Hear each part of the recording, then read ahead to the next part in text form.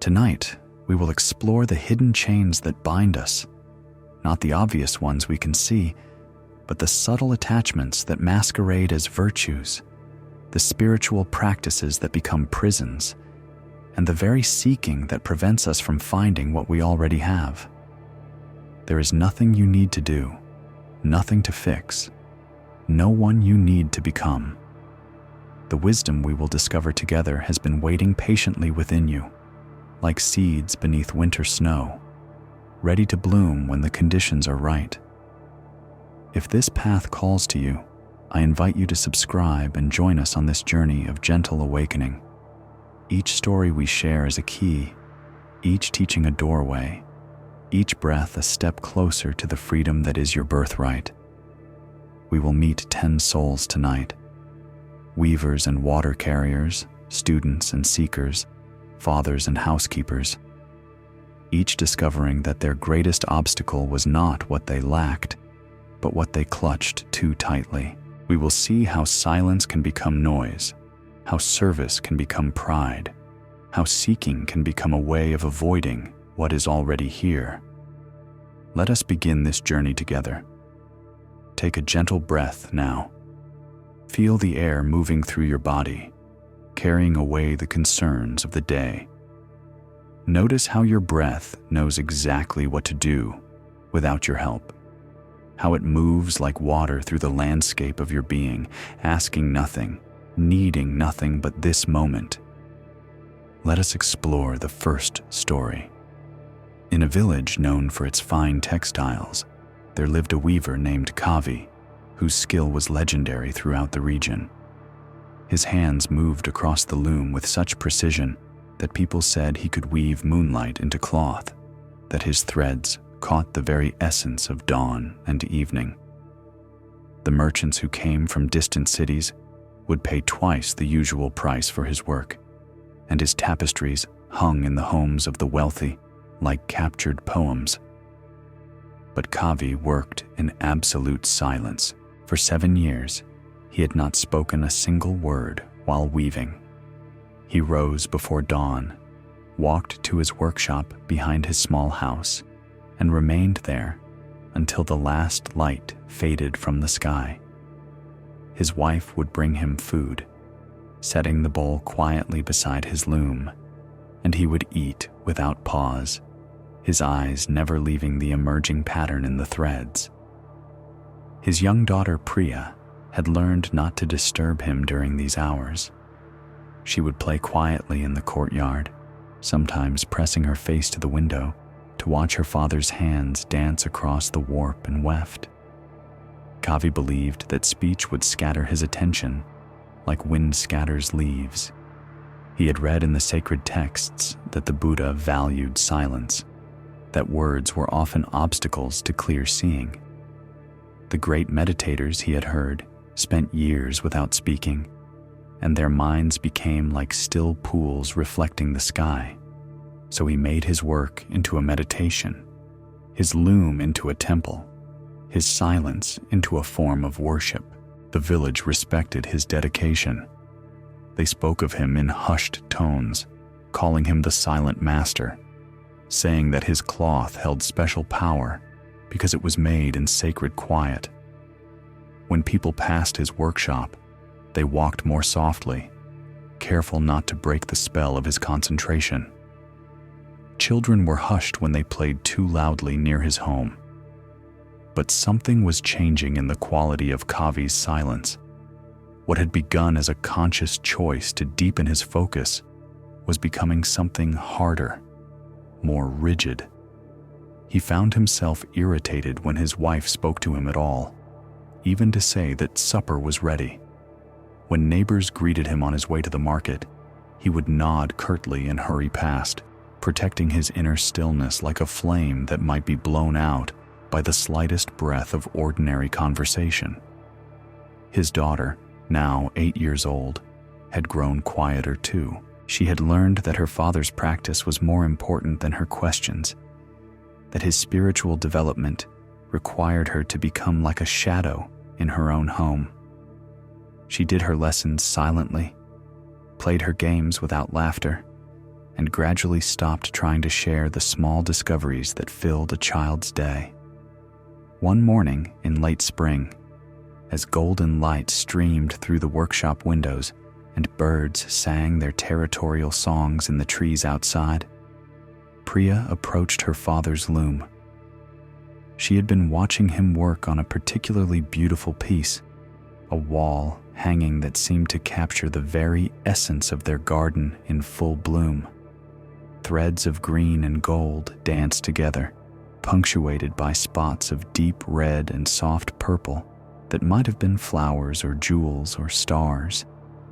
She stood at the edge of his workspace, patient as she had learned to be, waiting for him to notice her presence.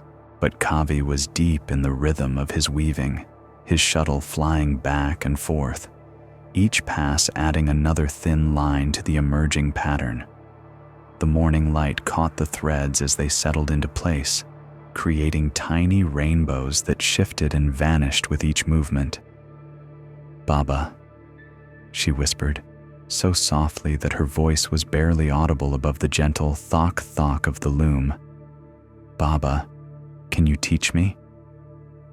Kavi's hands never paused. His eyes remained fixed on the point where the new thread joined the growing cloth. He had trained himself not to respond to interruptions, to let sounds pass through his awareness like clouds pass through an empty sky. This was his discipline, his path to clarity. "Baba," Priya said again, a little louder this time, "I want to learn to weave like you do. Can you show me how to make the colors dance together?" Still, Kavi continued his work. The shuttle moved left, then right, then left again. His foot pressed the treadle, raising and lowering the heddles in their ancient rhythm. His silence was complete, impenetrable as stone. Priya stood there for a long moment, watching her father's profile in the morning light. His face was calm, concentrated, peaceful even. But there was something in that peace that felt cold to her, something that made her feel as insubstantial as mist. She was 8 years old, and she could not yet put words to what she sensed, that her father's spiritual practice had become a wall between them, that his pursuit of inner stillness was creating an outer emptiness in their relationship. She turned to leave, her small bare feet silent on the smooth wooden floor. As she reached the doorway, she paused and looked back once more at her father, hoping he might lift his head, might see her there and remember that love, too, was a form of meditation. But Kavi wove on, lost in his practice, unaware that his daughter was learning a different kind of silence, the silence of a child who stops asking questions because no one hears them. It was then that a voice spoke from behind her in the courtyard. "That is a very dedicated father you have." Priya turned to see an old monk standing near the well, his saffron robes dusty from travel, his weathered face kind beneath the shade of his wide hat. He carried a simple walking staff and a small bowl, and his eyes held the calm alertness she had seen in her father's face, but warmer somehow, more present. "He is practicing silence," Priya explained, the way she had learned to explain her father's behavior to visitors. "He says words scatter the mind like leaves in the wind." The monk nodded thoughtfully. "And what do you think of this practice?" The question surprised her. Adults rarely asked for her opinion about anything, especially about spiritual matters. She considered carefully before answering. I think maybe he has forgotten that I am here." The monk was quiet for a moment, watching Kavi through the open workshop door. The weaver's hands moved with mechanical precision, his face serene and distant as a statue's. "Tell me," the monk said gently to Priya, "when you are happy or sad or excited about something, what do you do?" "I used to tell Baba," she said, "but now I just keep it inside." "And how does that feel?" Priya looked down at her feet. "Heavy," she whispered, "like carrying stones in my chest." The monk studied the scene before him. The dedicated father lost in his spiritual practice, the lonely daughter carrying the weight of unspoken words.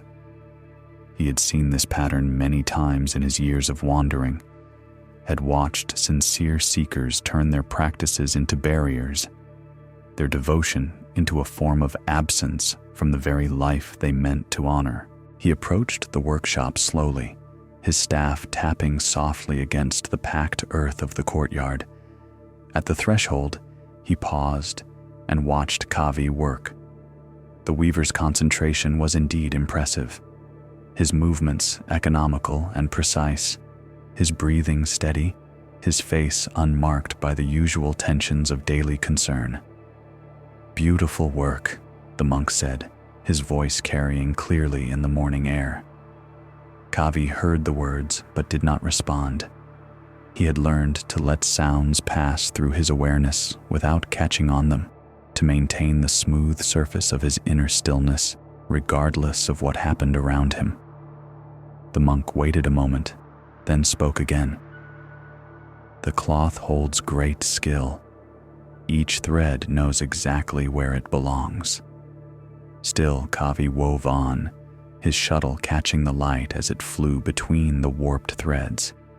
His silence was complete, professional, unbreakable. The monk observed this display of discipline with interest. Here was a man who had clearly devoted himself to his spiritual development with impressive dedication. The quality of his attention was refined, his physical practice smooth and centered.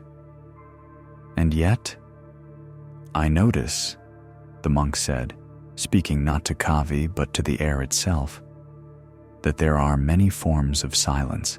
There is the silence of deep listening, which draws others closer, and there is the silence of turning away, which pushes them aside." Kavi's hands continued their rhythm, but something in the monk's words seemed to penetrate his carefully maintained concentration.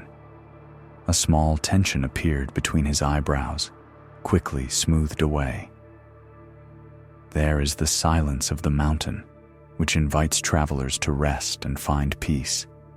And there is the silence of the closed door, which says, 'Do not disturb.'" The shuttle hesitated for just a fraction of a moment before continuing its path. Kavi's breathing remained steady, but his daughter, watching from the courtyard, noticed something shift in her father's stillness. "There is the silence that creates space for wisdom to arise," the monk continued, his voice as gentle as wind through grass. "And there is the silence that creates emptiness where connection should be." Now Kavi's hands did pause, holding the shuttle mid-flight between one thread and the next. His head remained down, his eyes fixed on his work, but his entire body had become alert in a different way. No longer the relaxed concentration of practiced meditation, but the tight awareness of someone who has heard something they do not want to hear. "Silence that refuses connection," the monk said quietly, "is just another form of noise." The words hung in the air like incense smoke, drifting through the workshop and settling into the spaces between the threads, between the father and daughter, between intention and effect.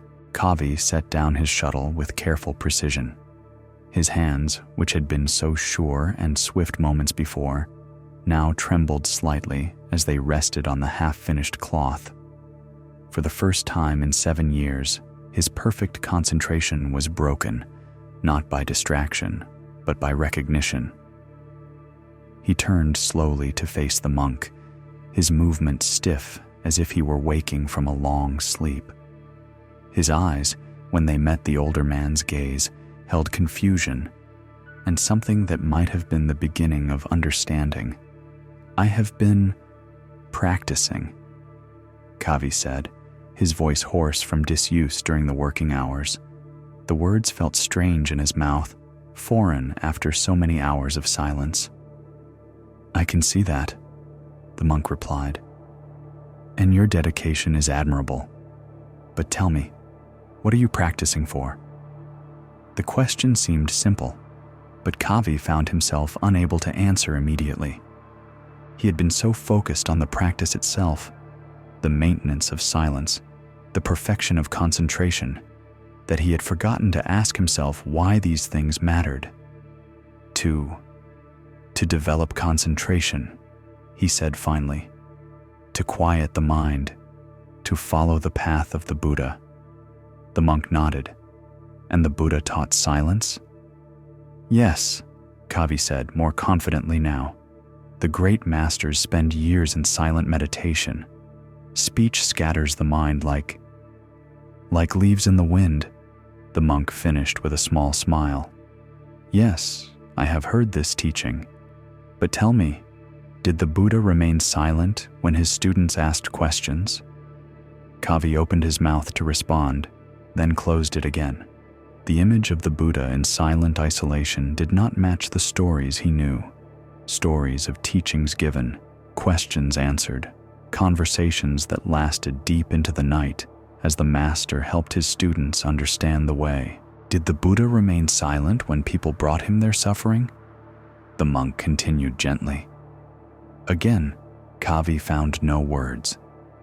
Every story he knew showed the Buddha speaking with compassion to those who sought his help, engaging with their confusion, meeting their needs with patient explanation.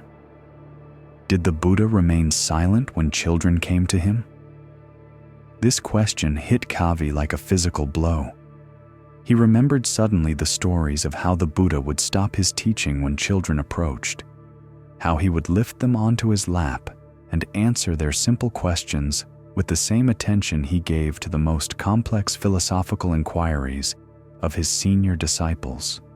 Behind the monk, Priya stood very still in the courtyard, her small face bright with attention. She had never heard these questions asked before, had never considered that her father's silence might not be the same as the Buddha's wisdom.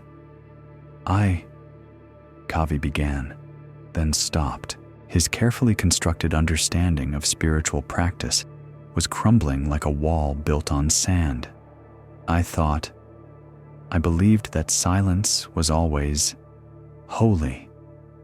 The monk stepped closer, his presence gentle but penetrating.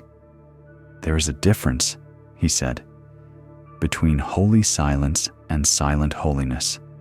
One draws people toward truth. The other uses truth to push people away. Let us pause here for a moment. Notice your breath moving in and out of your body like a gentle tide. Feel the weight of your body supported by whatever holds you. There is nothing you need to understand, nothing you need to figure out.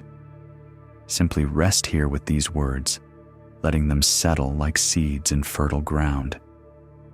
The monk's teaching reveals something profound about spiritual practice, that it can become a hiding place as easily as a place of growth, that our most sincere efforts can sometimes take us further from what we truly seek.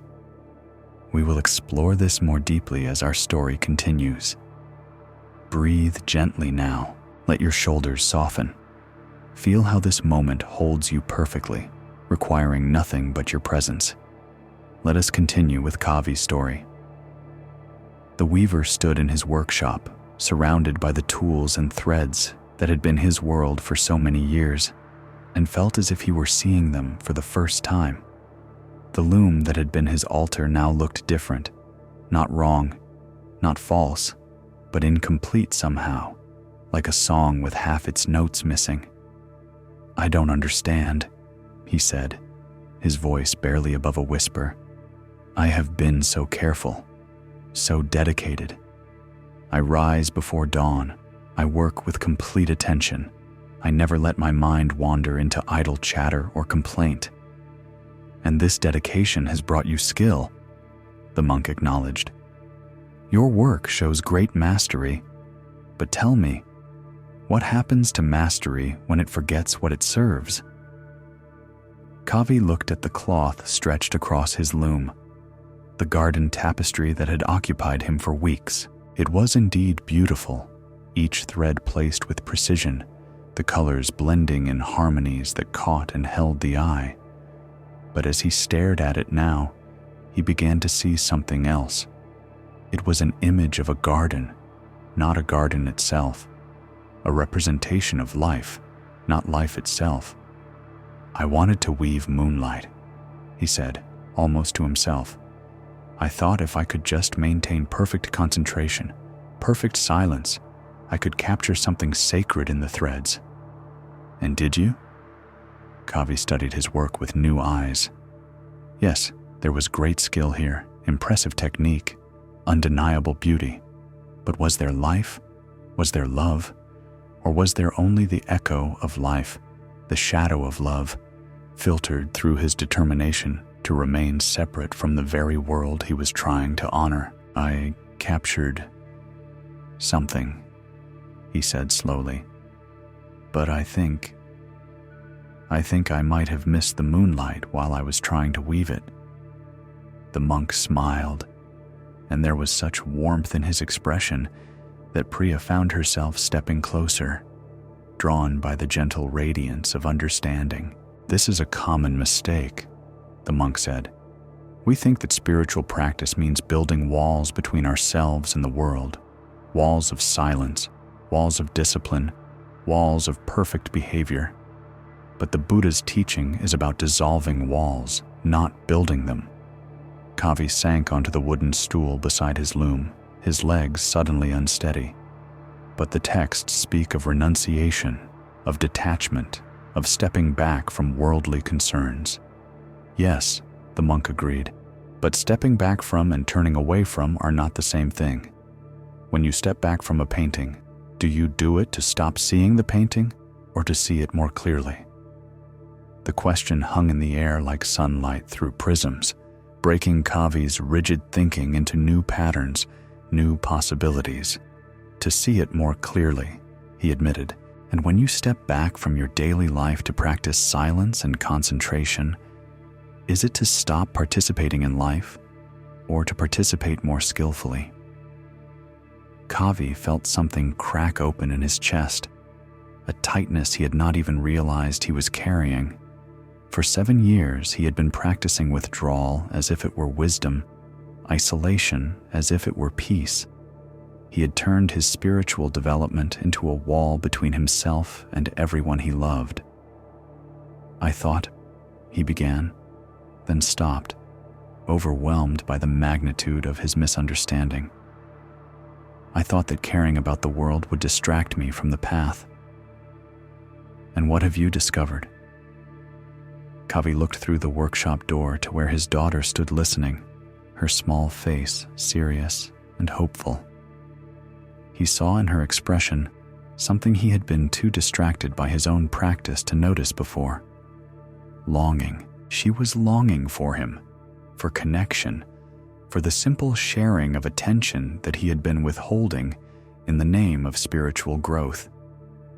"I think," he said, his voice breaking slightly, "I think I have been practicing very hard to become someone who doesn't exist." The monk nodded with gentle understanding. The Buddha taught that there is no separate self to perfect, no isolated awareness to purify. How can we practice separation when the truth is connection? Priya took a step forward, and then another, until she was standing at the edge of her father's workspace. For the first time in years, he turned toward her completely, his attention no longer divided between her presence and his practice. "Baba?" she said softly. "Yes, little one," he replied, and his voice carried such warmth that it seemed to fill the workshop with golden light. "Yes, I am here. Can you teach me to weave now?" Kavi looked at his daughter, really looked at her, and saw not an interruption to his spiritual practice but its very heart. Here was life asking to be met with love, connection, requesting to be honored with presence, the future seeking to learn from the past. How had he ever thought that turning away from this was the path to awakening? "Yes," he said, moving to make room for her on the weaving bench. Yes, I can teach you. But first, can you teach me something? Priya's eyes widened with surprise and delight. What can I teach you, Baba? You can teach me how to listen while I work. You can teach me how to answer questions while I weave. You can teach me how to share what I know instead of keeping it locked away in silence. The monk watched this exchange with quiet satisfaction, seeing the moment when practice and life remembered they were never meant to be enemies. Kavi's hands were already moving toward his daughter, showing her how to hold the shuttle, how to feel the tension of the threads, how to participate in the ancient dance of warp and weft. The Buddha taught the middle way, the monk said as he prepared to continue his journey. Not the way of indulgence, but also not the way of isolation. The middle way includes everything: work and rest, speech and silence, solitude and connection. Kavi looked up from where he was guiding Priya's small hands, his face bright with understanding. I had made silence into another form of grasping, he said. I was clinging to my practice as tightly as others cling to noise. Yes, the monk agreed, and clinging, whether to noise or to silence, creates the same result: separation from what is actually here. As the monk gathered his walking staff and prepared to leave, Priya spoke up from her place beside her father. Thank you, she said simply. Thank you for helping my Baba remember that I am here. The monk paused at the threshold and smiled. You were always here, little one. Sometimes we just need help remembering how to see. After he had gone, Kavi and Priya sat together at the loom, father teaching daughter the ancient craft of weaving. But this time, the workshop was filled not with rigid silence, but with something far more sacred. The gentle sound of questions and answers, the soft laughter of shared discovery, the living silence that exists between words when two people are truly present with each other. Baba, Priya asked as she watched the threads come together under her father's patient guidance. What is the difference between quiet and silent? Kavi considered the question carefully, his hands never pausing in their work. Quiet, he said, is when we make space for something to be heard. Silent is when we close our ears to what is already here. And which one were you doing before? I was being silent when I thought I was being quiet, Kavi admitted. I was closing my ears to the most important sounds. Your voice, your mother's voice, the voice of life asking to be shared. Priya nodded as if this made perfect sense, which perhaps it did to someone who had spent years learning to speak softly enough not to disturb her father's practice. And now? She asked. Now, I am learning to be quiet in a different way, Kavi said. Quiet enough to hear you. Quiet enough to hear what you need. Quiet enough to let my practice include the world, instead of shutting it out. As the afternoon light slanted through the workshop windows, casting long shadows across the developing tapestry, Kavi began to see his work differently. The threads were not separate elements forced into artificial harmony, but parts of a living whole, each one necessary, each one contributing to a pattern that was larger and more beautiful than any individual strand. Just like his family, just like his community, just like his spiritual practice, which he now understood was not about perfecting himself in isolation, but about learning to participate more skillfully in the great weaving of existence itself. This story shows us how spiritual practice can become a prison if we lose sight of its true purpose. Kavi discovered that his 7 years of silence had not deepened his wisdom, but had separated him from the very connections that make wisdom meaningful. Buddhism teaches that the path is not about perfecting the self, but about recognizing that there is no separate self to perfect. Only this moment, only this connection, only this opportunity to meet life with presence and love. When we practice meditation or cultivate inner stillness, we do it not to escape from relationship, but to show up more fully within it. The silence that heals is not the silence that shuts others out, but the silence that creates space for deeper listening, deeper seeing, deeper love. Take a gentle breath now. Feel how your body knows exactly how to breathe without your conscious control, how it participates effortlessly in the great rhythm of life, giving and receiving. This is the kind of natural wisdom that all our practices point toward, not the achievement of some perfect state, but the recognition of what is already perfectly here. Let us explore another story, one that shows us how even our most generous impulses can become chains when mixed with pride and the need to be needed. In the time when the Buddha walked the earth, teaching in the groves and villages of ancient India, there lived a man named Deva who had devoted his life to service. Every morning before dawn, he would rise from his simple bedroll and walk the 2 miles from his village to the forest monastery, where the Buddha and his disciples lived in simplicity and contemplation. Deva carried water.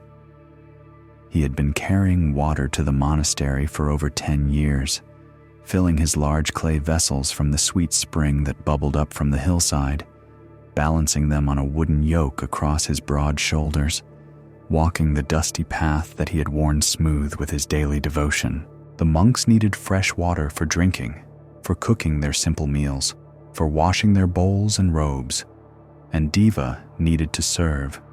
He was not a monk himself. His family responsibilities and his temperament kept him in the householder's life. But his dedication to the Dharma was legendary throughout the region.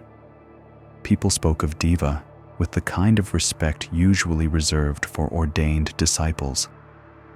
He serves the Buddha himself, they would say. Every drop of water he carries is an offering to the awakened one.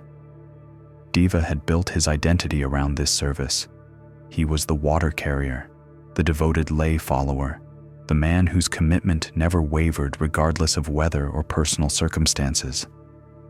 In the heat of summer, when the sun beat down mercilessly on the path between village and monastery, Deva carried water. In the monsoon season, when rain turned the path to slippery mud and every step was treacherous, Deva carried water. When he was tired, when he was sick, when his own family needed him, still, Deva carried water. The monks had grown accustomed to his presence, timing their morning routines around the gentle sound of his approach, the soft thud of his feet on the packed earth, the quiet splash of water in the vessels, the creak of the wooden yoke. They would emerge from their morning meditation to find the large stone cistern filled to the brim, Deva's gift already given, and the giver already gone. But Deva's service carried a weight that was not visible in the clear water he delivered so faithfully.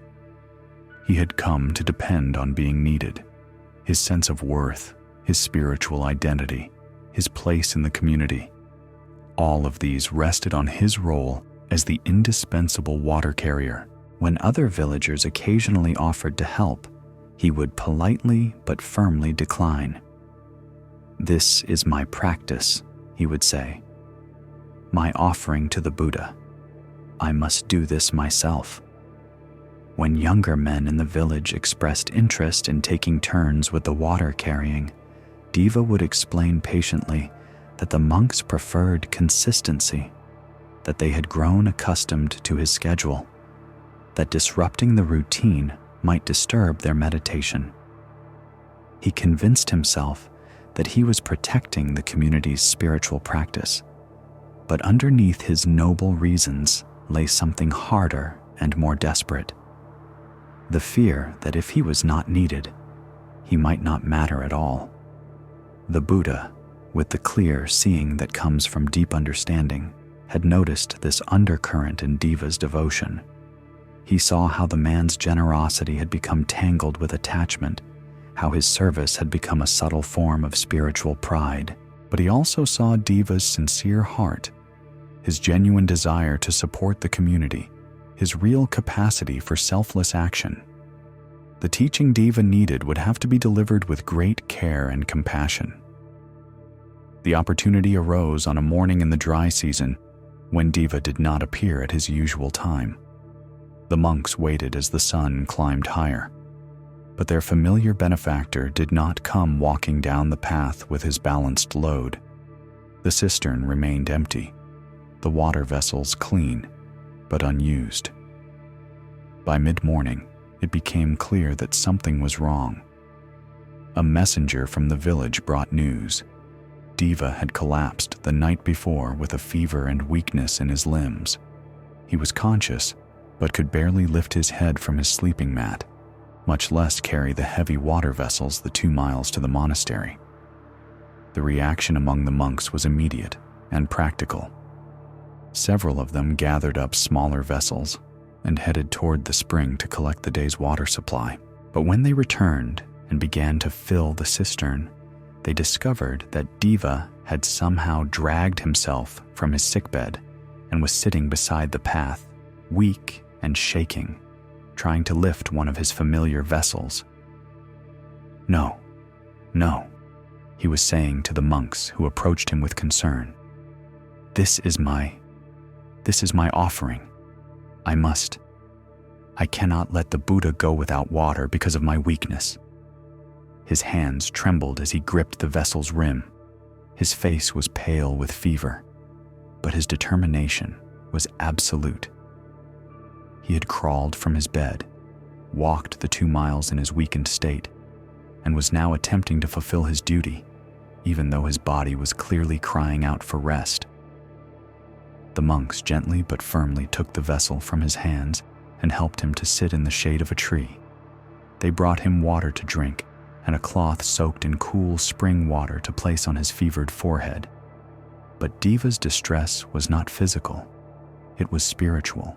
He had failed in his practice, failed in his service, failed the Buddha and the community that depended on him. 10 years, he whispered, tears mixing with sweat on his cheeks. 10 years I have never missed a single day. I have broken my vow. I have disappointed the teacher. Word of Deva's condition reached the Buddha quickly, and the Blessed One made his way to where the sick man sat beneath the tree, surrounded by concerned monks. The Buddha's presence was like cool wind after a hot day, immediately calming, deeply peaceful, radiating a compassion that seemed to embrace all suffering without being disturbed by it. "Deva," the Buddha said gently, settling beside him on the ground, with the natural grace of one who moves in harmony with all conditions. "I hear that you are unwell." "Teacher." Deva struggled to sit up straighter, but the Buddha's hand on his shoulder kept him still. "I have failed you. I have broken my practice.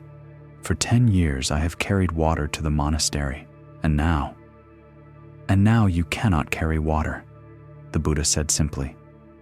"Is this a failure, or is this just what is happening?" The question confused Deva. In his mind, anything that prevented him from serving was a failure of commitment, a weakness of spiritual will. "But the community needs water," he said. "You need water. I am the one who provides it." The Buddha was quiet for a moment, his eyes holding Deva's gaze with such warmth and understanding that the fevered man felt something loosen in his chest. "Tell me," the Buddha said, "when you carry water to the monastery, who are you serving?" "I serve you, teacher. I serve the Sangha. I serve the Dharma." "And when the monks carry water to the monastery, who do they serve?" Deva hesitated. "They serve the same, you and the Sangha and the Dharma." "So the water is served, the community is served, the Dharma is served. whether the vessel is carried by Deva or by someone else. Something shifted in Deva's understanding, like clouds moving away from the sun. Yes, he said slowly. But then, what is my role? What is my practice if anyone can carry water? The Buddha smiled with infinite patience. You serve the water, Deva, not the monastery. You serve the Dharma, not your own need to be needed. Attachment to being indispensable is still attachment. The words fell into Deva's consciousness like stones dropped into a still pond, creating ripples that spread outward through all his assumptions about service, devotion, and spiritual worth. But if I am not the water carrier, he whispered, who am I? Who were you before you became the water carrier? The Buddha asked gently. Deva thought back to the time before his daily service began, before his identity had crystallized around this single role. He remembered being simply himself, a villager, a husband, a father, a human being learning to walk the path of awakening. He had been complete then, worthy of respect and love not because of what he did, but because of what he was. I was myself, he said, wonder creeping into his voice. And you still are, the Buddha assured him. The water carrier is a role you play, not who you are. When the role is needed, you play it skillfully. When it is not needed, you let it rest, but you remain yourself always. Deva closed his eyes and felt something that had been tight in his chest for years begin to unwind. His service had become a form of spiritual materialism.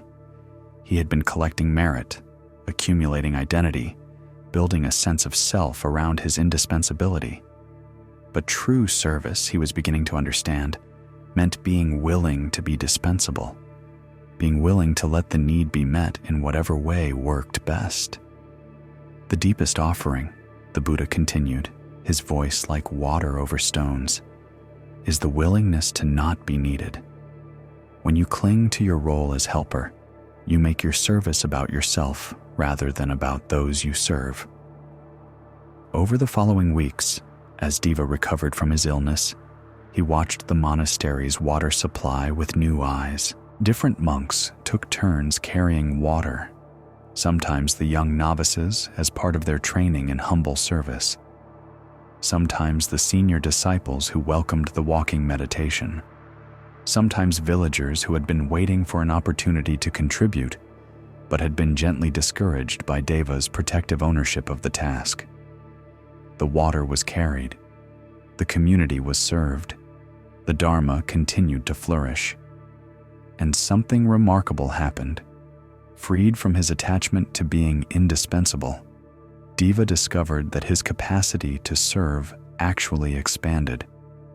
Without the rigid focus on his single role, he began to notice other ways to be helpful, listening to a neighbor's troubles, sharing his carpentry skills to repair a widow's roof, teaching children in the village to read the basic texts of the Dharma. His service became fluid rather than fixed, responsive rather than routine, arising naturally from awareness of what was needed rather than from the compulsive drive to maintain his identity as the devoted water carrier. One morning, several months after his illness, Deva found himself walking toward the monastery with 2 water vessels balanced on his shoulders. But this time, the feeling was completely different. He was not carrying water because he had to, because his spiritual worth depended on it, because the monks could not manage without him. He was carrying water because the spring was full, because his body was strong, because this particular morning had presented this particular opportunity to serve. When he arrived at the monastery, he found the Buddha sitting beneath the Bodhi tree, morning light filtering through the leaves and casting gentle patterns on the ground. The teacher looked up as Deva approached, and his eyes held a quiet joy that seemed to acknowledge the transformation that had taken place. "Good morning, Deva," the Buddha said warmly. "Good morning, teacher," Deva replied, setting down his vessels with the natural ease of someone performing a familiar but not compulsive action. "I see you are carrying water today." "Yes," Deva said, and then after a pause filled with understanding, "And yesterday I was not carrying water." Both were perfect. The Buddha's smile was like sunrise breaking over still water. "Now you understand the middle way of service. Neither grasping nor refusing, neither pride nor self-diminishment, simply meeting what arises with appropriate action." Deva bowed deeply, not with the desperate gratitude of someone whose identity has been confirmed, but with the natural respect of one human being acknowledging wisdom received from another. As he walked back toward his village, Deva reflected on how subtle the traps of spiritual life could be. He had genuinely wanted to serve, had genuinely felt devotion for the Buddha and the Dharma, but without realizing it, he had turned even his generosity into a form of ego building, his service into a way of feeling superior to others who served less consistently. The path to freedom, he now understood, required constant vigilance, not against obviously selfish impulses, but against the way even the most beautiful qualities could become corrupted by attachment. Pride could disguise itself as devotion, possessiveness could masquerade as dedication, and the need to be needed could hide behind the most generous actions. But there was hope in this understanding too. If attachment could corrupt genuine service, then letting go of attachment could purify it, could restore it to its natural state of spontaneous responsiveness to life's needs. Years later, when young villagers would ask Deva about the path of service, he would tell them about the morning he learned that the deepest offering is the willingness to not be needed. He would explain that true service flows like water, taking the shape of whatever container it finds, filling whatever spaces are empty, moving naturally toward whatever ground is lowest and most in need. And sometimes, when the spring was full and his body was strong, and the morning light called him to walk the familiar path, Deva would still carry water to the monastery. But now he carried it the way the clouds carry rain, not from compulsion or identity, but from the simple joy of participating in the great circulation of gift and need that keeps all life flowing. This story shows us how even our most noble impulses can become chains when we attach our identity to them. Deva discovered that his decade of faithful service had become a prison built from his need to be indispensable.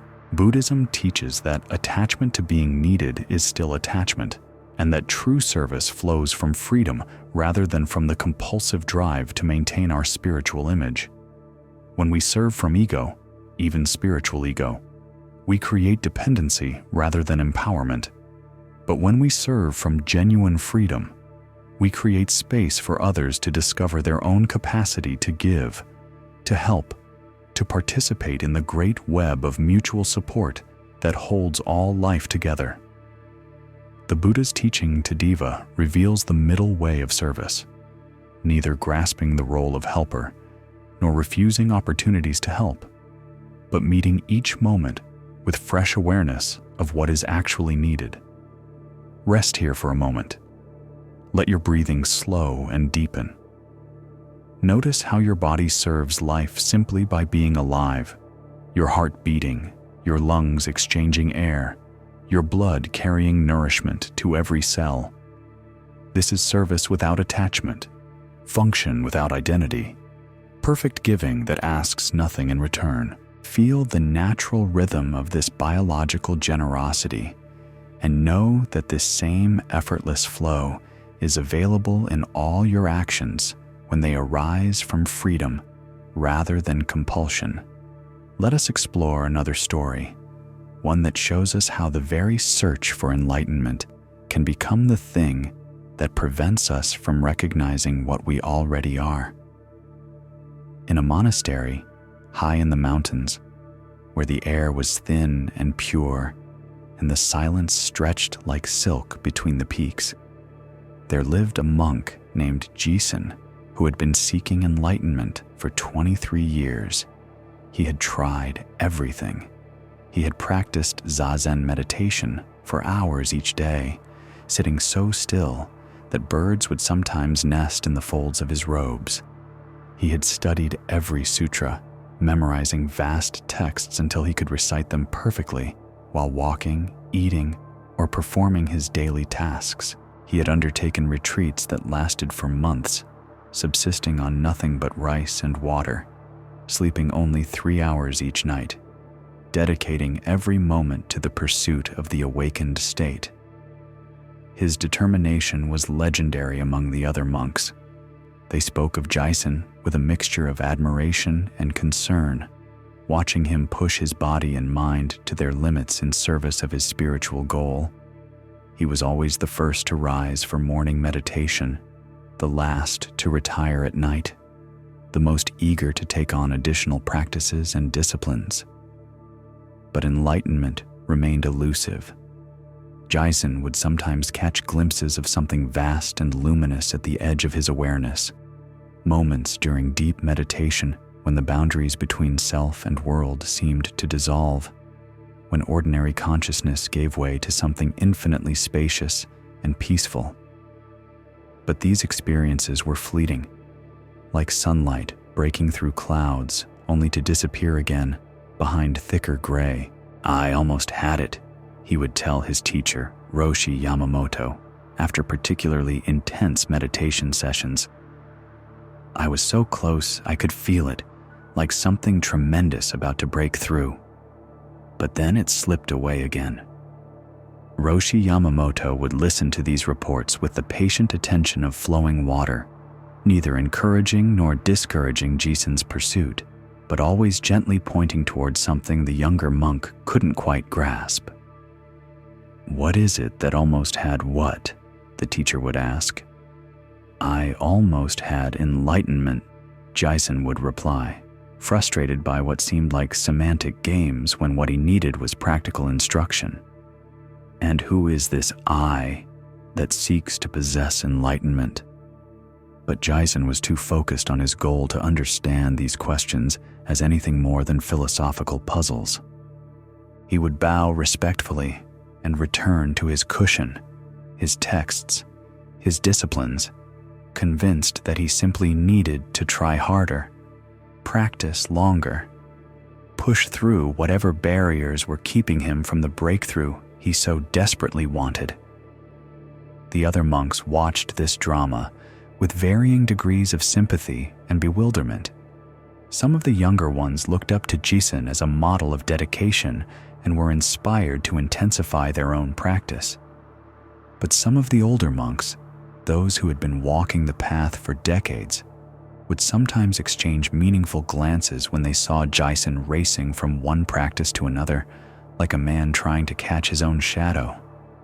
One autumn morning, as golden light painted the monastery walls and the mountain air carried the crisp promise of winter, Jisen approached Roshi Yamamoto with unusual urgency. "Teacher," he said, barely containing his excitement, "I have discovered the problem. I know now why enlightenment keeps escaping me." The old Roshi looked up from the simple task of mending his torn robe, needle poised between one stitch and the next. "Oh?" he said with gentle curiosity. "I have been too attached to the results of my practice," Jisen explained, his words tumbling over each other in his eagerness to share his insight. "I have been grasping at enlightenment, and this grasping is itself the obstacle. So I have decided to let go of all desire for awakening.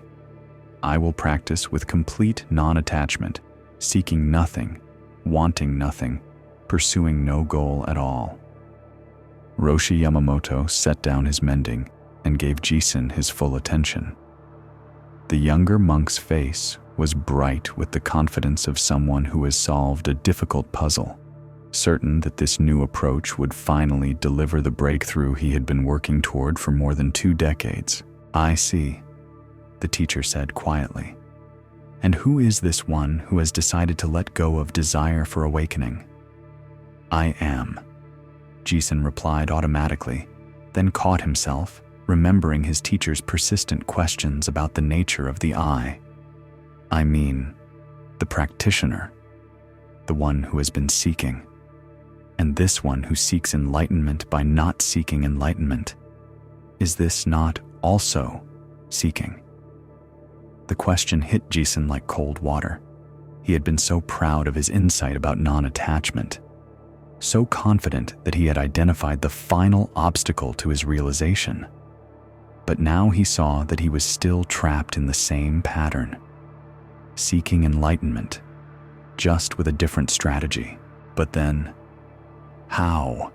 Jisun asked, his voice carrying a note of desperation.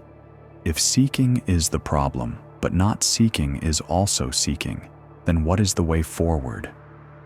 Roshi Yamamoto picked up his needle and resumed his mending, each stitch careful and precise, each movement arising naturally from the task at hand. Tell me, he said as he worked, when you walk from your room to the meditation hall each morning, are you seeking the meditation hall? Well, yes, in a sense. I intend to arrive there. And do you suffer because you are not yet at the meditation hall while you are walking? Jisun considered this. No, the walking itself is fine. I am simply walking toward where I need to be. And when you arrive at the meditation hall, do you then suffer because you are no longer walking? No, I am where I intended to be. The teacher tied off a stitch and examined his work before continuing. So the walking includes both the not being at the destination and the arriving at the destination. Both are part of the same movement. Yes. And if someone told you that wanting to reach the meditation hall was preventing you from walking there, what would you think?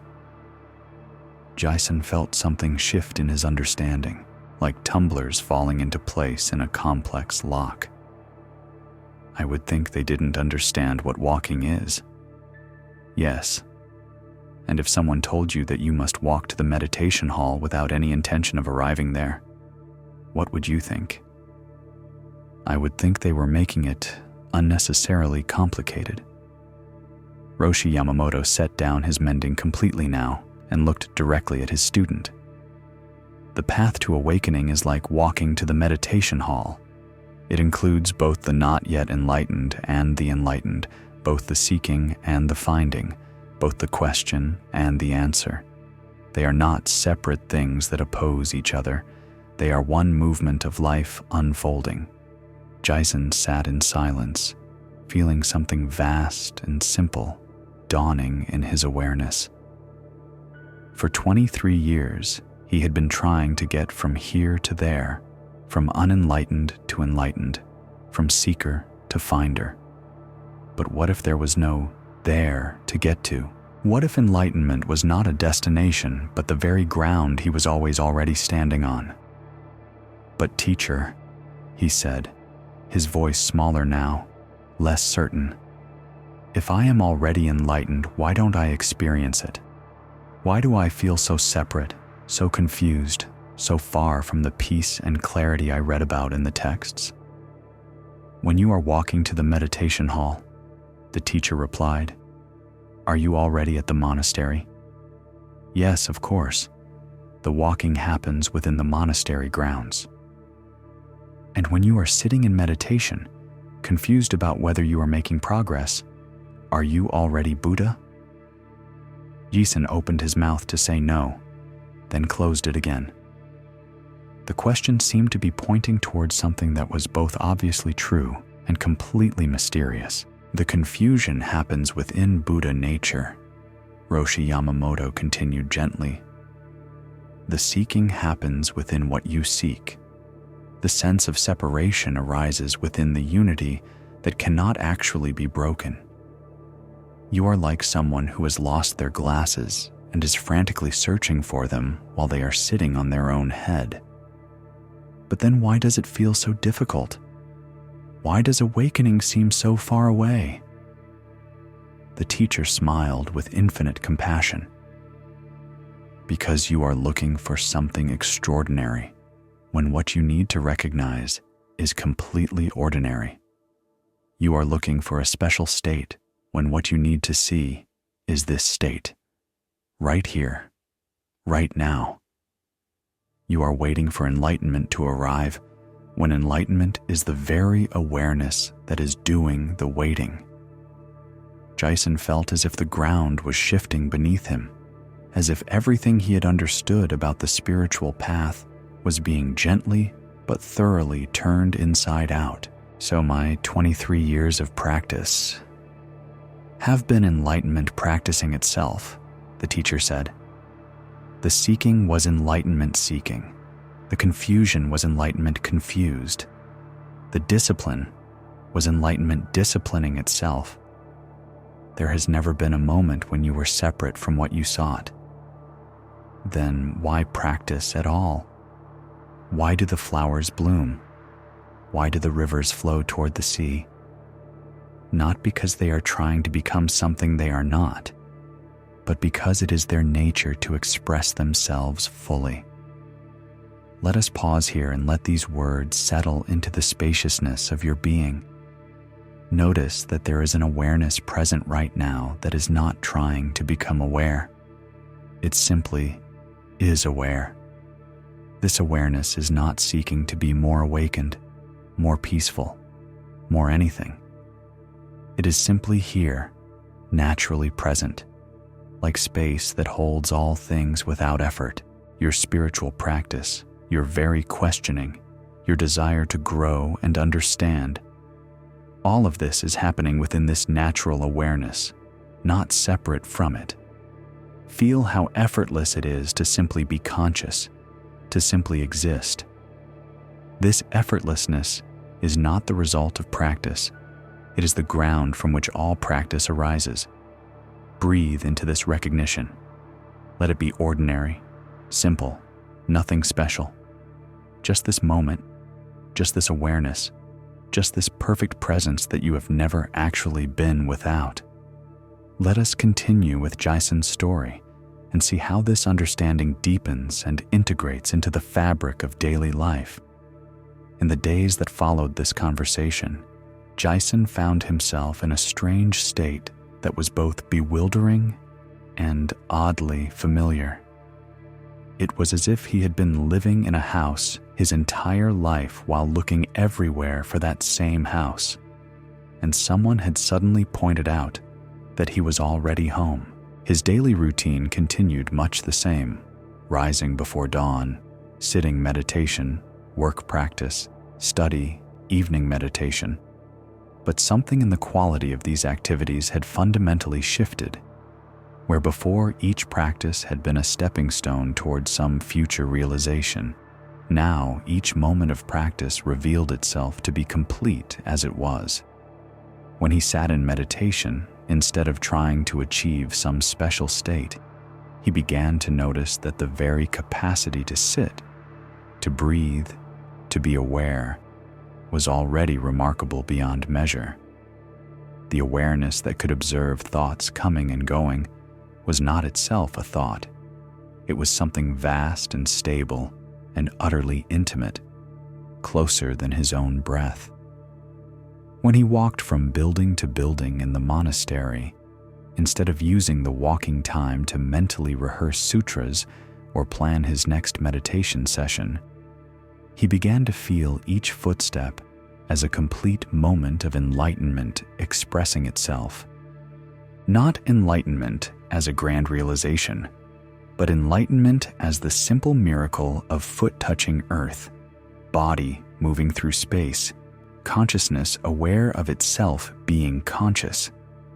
But this shift brought its own challenges. Sometimes Jason would catch himself feeling disappointed that his great breakthrough was so ordinary. After 23 years of seeking something extraordinary, the recognition that he had always been what he sought felt almost anticlimactic. Where was the bliss he had read about? Where were the mystical visions, the profound insights, the dramatic transformation of consciousness? Teacher, he said to Roshi Yamamoto one morning as they worked together in the monastery garden, pulling weeds from between the rows of winter vegetables. I understand what you showed me about already being what I seek, but I have to admit, I expected awakening to feel more significant. The old teacher chuckled, a sound like water bubbling over stones. And how do you think awakening should feel? Different from this, Jizen said, gesturing around at the simple scene, the two of them kneeling in the dirt, hands muddy from pulling weeds, breath visible in small puffs in the cool morning air. More transcendent, more enlightened. Ah, said Roshi Yamamoto, sitting back on his heels and wiping his hands on his work robe. You are still seeking special enlightenment instead of recognizing ordinary enlightenment. But surely there must be something more than this, Jizen persisted. The great masters speak of profound realizations, of seeing through the illusion of separation, of experiencing the unity of all existence. The teacher reached for a particularly stubborn weed, working his fingers down into the soil to get at its roots. And what is experiencing the unity of all existence right now? Jizen looked around, at the earth supporting their bodies, at the air they breathed together, at the plants they were tending, at the vast sky that held everything. Suddenly, he saw that there was no place where Jizen ended and not Jizen began. The boundaries he usually took for granted, between inside and outside, self and other, enlightened and unenlightened, revealed themselves to be conceptual constructs imposed on what was actually one seamless reality. Oh, he said quietly. Yes, the teacher agreed, pulling up the weed with a small shower of dark earth. The unity of all existence is not a special experience you have sometimes. It is the ordinary condition within which all experiences arise. You don't experience unity. You are the field of experience itself. Jizen knelt there in the garden, hands deep in the soil, and felt something he had been carrying for 23 years finally set itself down. It was not a dramatic moment. No bells rang, no lights flashed, no profound insights arose to be memorized and shared. There was just this, the simple recognition that seeking enlightenment and being enlightenment had never been separate activities. So all those years of practice, he began, were enlightenment practicing, the teacher said. Just as this weeding is enlightenment weeding, this conversation is enlightenment conversing. This recognition is enlightenment recognizing itself. And the suffering I experienced when I felt far from awakening was enlightenment suffering its apparent distance from itself. Even that was never outside the unity you sought. Jizen understood now why his teacher had never discouraged his intensive practice, even when it seemed driven by attachment and spiritual ambition.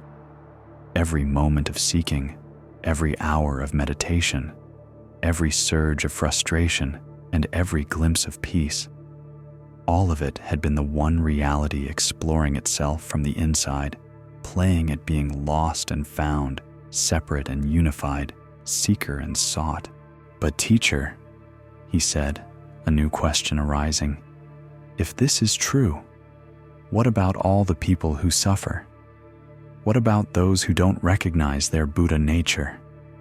Are we to tell them that their pain is just enlightenment suffering? Roshi Yamamoto nodded approvingly at this question. Now you are asking the compassionate question, he said. Yes, from the absolute perspective, even suffering is Buddha nature expressing itself.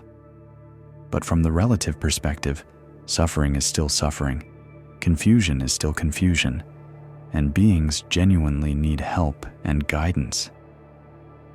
He pulled up another weed, examining its root system before tossing it onto their growing pile.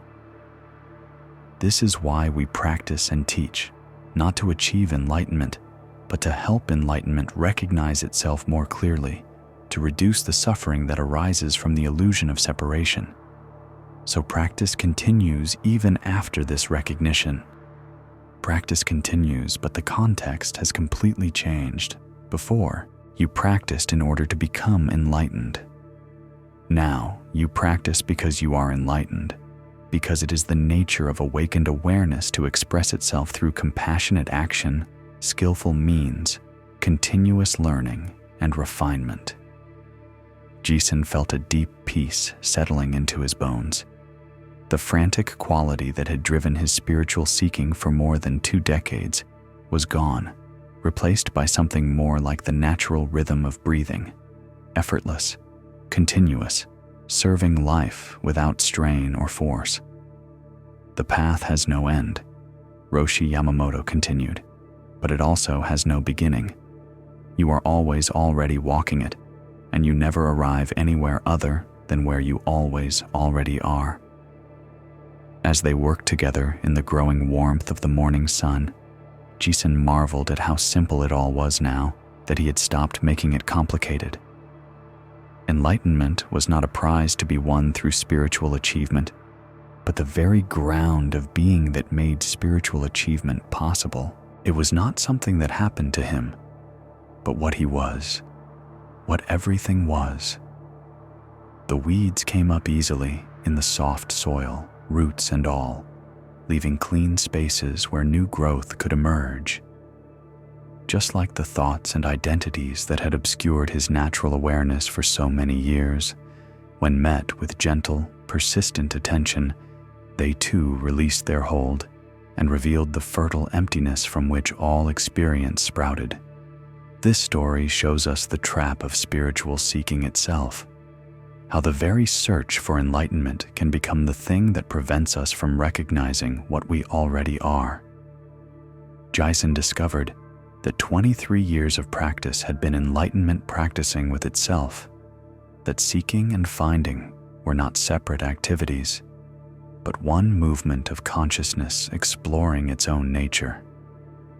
Buddhism teaches that Buddha nature is not something we achieve, but something we recognize. Not a state we enter, but the very awareness that is always already present. The path is not about becoming enlightened, but about enlightenment becoming conscious of itself through apparent individuals like you and me.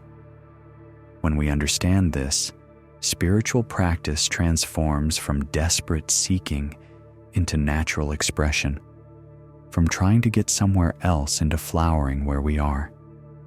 The seeking doesn't stop, but it becomes relaxed, playful, like a river that knows it is already connected to the ocean, even as it flows toward the sea. Feel now into the awareness that is reading these words, the consciousness that is present, whether you are confused or clear, seeking or resting. This awareness is not the product of your spiritual efforts. It is what makes spiritual effort possible. It has never been absent, never been impure, never been anything other than the Buddha nature that all practice points toward.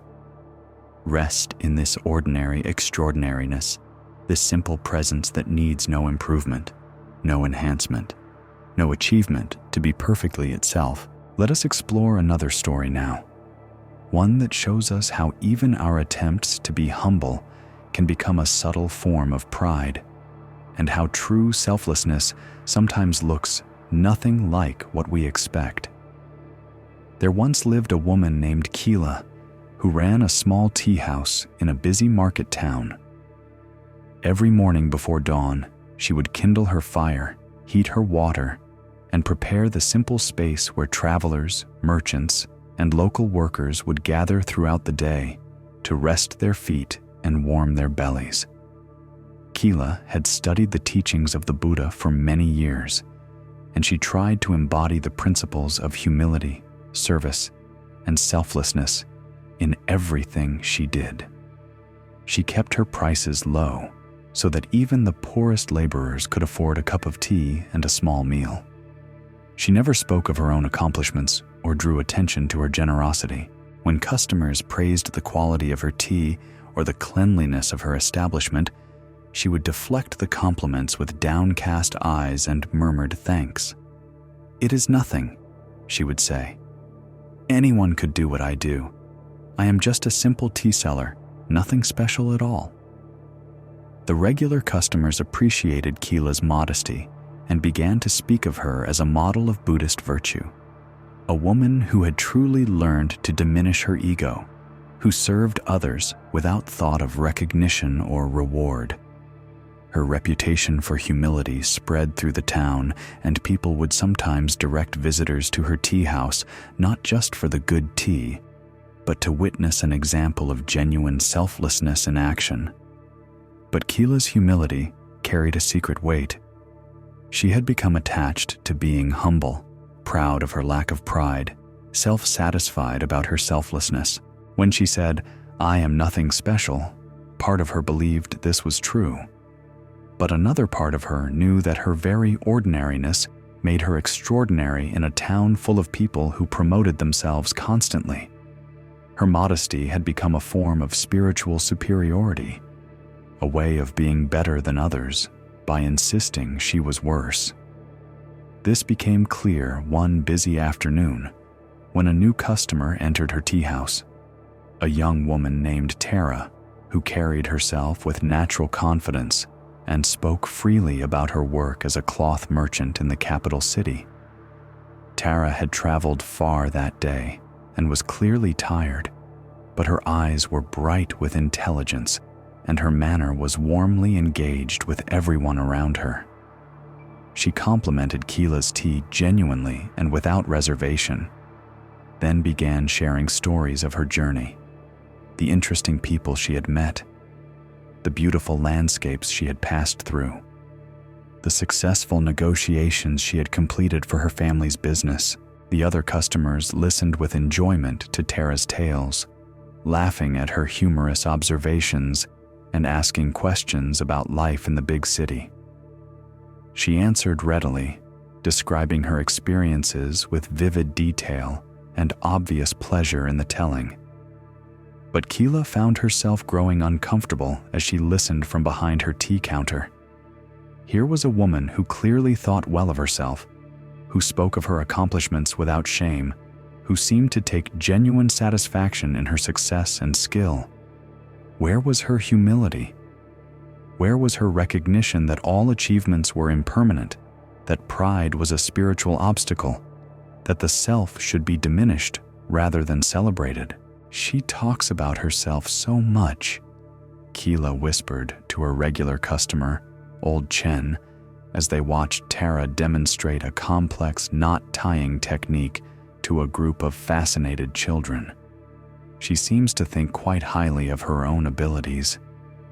Chen, who had been observing both women with the quiet attention of someone who had lived long enough to see many human dramas play out, simply nodded and continued sipping his tea. As the afternoon wore on, Keela found more reasons to disapprove of her new customer. When Tara paid for her tea and meal, she didn't comment on the reasonable prices the way other travelers did. When she prepared to leave, she didn't thank Keela repeatedly for her hospitality. She simply acted as if good service at fair prices was something she naturally deserved, not in an entitled way, but with the easy acceptance of someone who expected to be treated well and treated others well in return. "Safe travels," Keela called as Tara gathered her belongings, but her voice carried a coolness that hadn't been there at the beginning of the visit. Tara paused and looked directly at Keela for the first time since their initial greeting. Her gaze was clear and friendly, but something in it made Keela suddenly self-conscious, as if she were being seen more clearly than she was comfortable with. "Thank you," Tara said simply. "Your tea house is a peaceful place. I can see why people speak well of it." After she left, Keela found herself unable to settle back into her usual rhythm. She cleaned tables that were already clean, rearranged supplies that were perfectly organized, and caught herself glancing toward the door as if expecting criticism to walk through it. Old Chen finished his tea slowly and prepared to leave for the day. As he placed his coins on the counter, he looked at Keela with eyes that held years of gentle observation. "Interesting afternoon," he said quietly. "Yes," Keela replied, not trusting herself to say more. "Two ways of being in the world," Chen continued, his voice barely audible above the sounds of the market outside. "One says, 'I am nothing special.' The other simply is what she is without comment." His words landed in Keela's consciousness like seeds in fertile soil, but she wasn't ready to let them grow. "The Buddha taught humility," she said defensively. "Pride is one of the greatest obstacles to enlightenment." Chen nodded slowly. "Yes. And what is the pride that thinks its humility is better than another's naturalness?"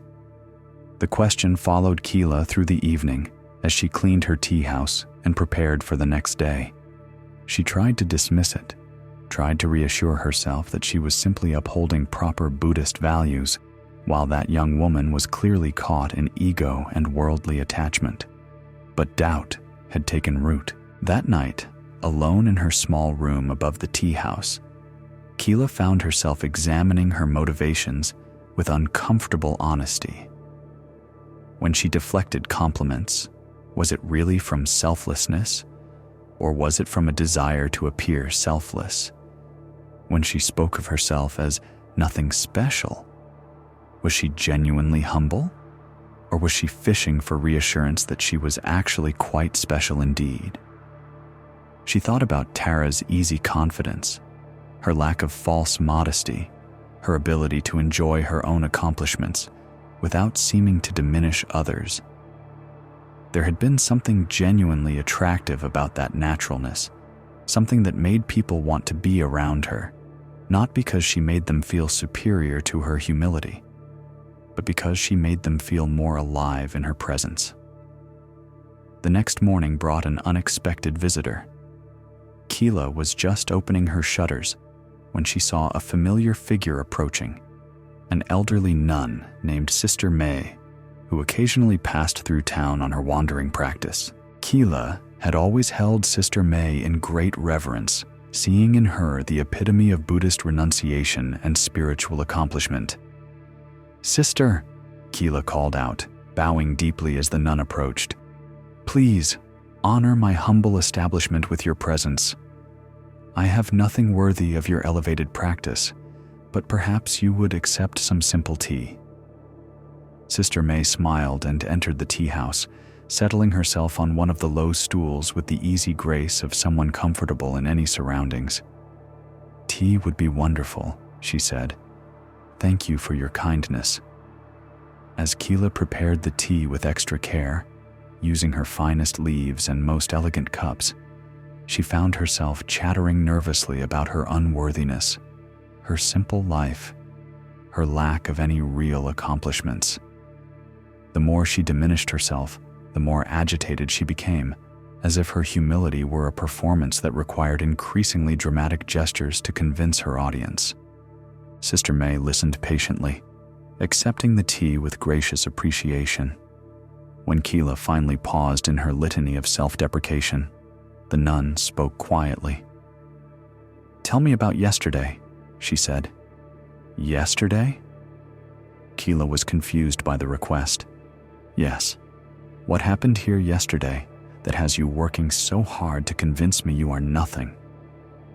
The directness of the question caught Keela completely off guard. She felt exposed, as if this wise woman could see right through her carefully constructed humility to the pride and judgment that lay beneath it. There was a customer," Keela began hesitantly. "A young woman who seemed very confident, very pleased with herself. It made me reflect on the importance of humility in spiritual practice." "Ah," Sister May said, taking a slow sip of her tea. "And what did you learn from this reflection?" Keela expected to be praised for recognizing the dangers of pride, for maintaining her commitment to selflessness in the face of such worldly confidence. But something in the nun's gentle attention made her answer more honestly than she intended. I learned that I was judging her, that I was using my humility to feel superior to her confidence. Sister May nodded with warm approval. Now we are getting somewhere real. But sister, Keela said, confusion evident in her voice, surely the Buddha did teach the importance of reducing the ego, of not thinking too highly of oneself. Indeed he did, but tell me, what thinks too highly of its own humility? What takes pride in having no pride? What judges others for not being self-deprecating enough? The questions landed with the force of physical blows. Keela saw suddenly that her entire identity as a humble person was just another form of ego construction, perhaps more subtle and therefore more dangerous than obvious pride. I have been proud of being humble, she whispered. Yes, and this is not a terrible thing. It is simply what happens when we turn even our spiritual practice into a way of maintaining the very self we are trying to transcend. Sister May set down her teacup and looked directly into Keela's eyes with such compassion that the younger woman felt something tight in her chest begin to dissolve. True humility, the nun continued, is not thinking less of yourself. It is not thinking about yourself at all. It is being so present to what is actually here that the usual self-referential commentary simply doesn't arise. But how do I practice that? How do I stop being proud of my humility without becoming proud of not being proud? Sister May laughed, a sound like wind chimes in a gentle breeze. By giving up the project of managing your ego entirely, by letting yourself be natural instead of trying to be spiritual. Natural? Yes. Like that young woman yesterday who enjoyed her accomplishments without apology and engaged with people without calculating how she appeared to them. There is great freedom in simply being what you are, without the constant inner commentary about whether that is humble enough, or spiritual enough, or good enough. Keela felt something shift inside her, like a door she hadn't realized was locked suddenly swinging open. You mean, I could just be myself, without constantly trying to diminish myself or appear modest? What a radical idea, Sister May said with twinkling eyes. Simply being who you are, doing what you do, without the exhausting performance of false humility or the equally exhausting performance of spiritual superiority. Take a gentle breath now.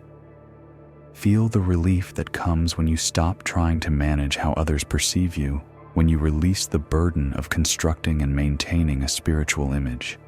Notice how natural it is to simply be aware, to simply exist, without needing to appear humble or confident or anything at all. Your breath doesn't try to be spiritual, it simply breathes. Your heart doesn't try to appear modest, it simply beats.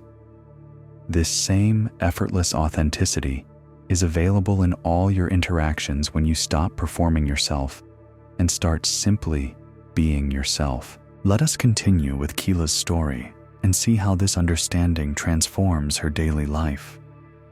Over the weeks that followed Sister May's visit, Keela began experimenting with something she had never tried before: being natural. When customers complimented her tea, instead of deflecting with false modesty, she began saying simply, "Thank you, I'm glad you enjoy it."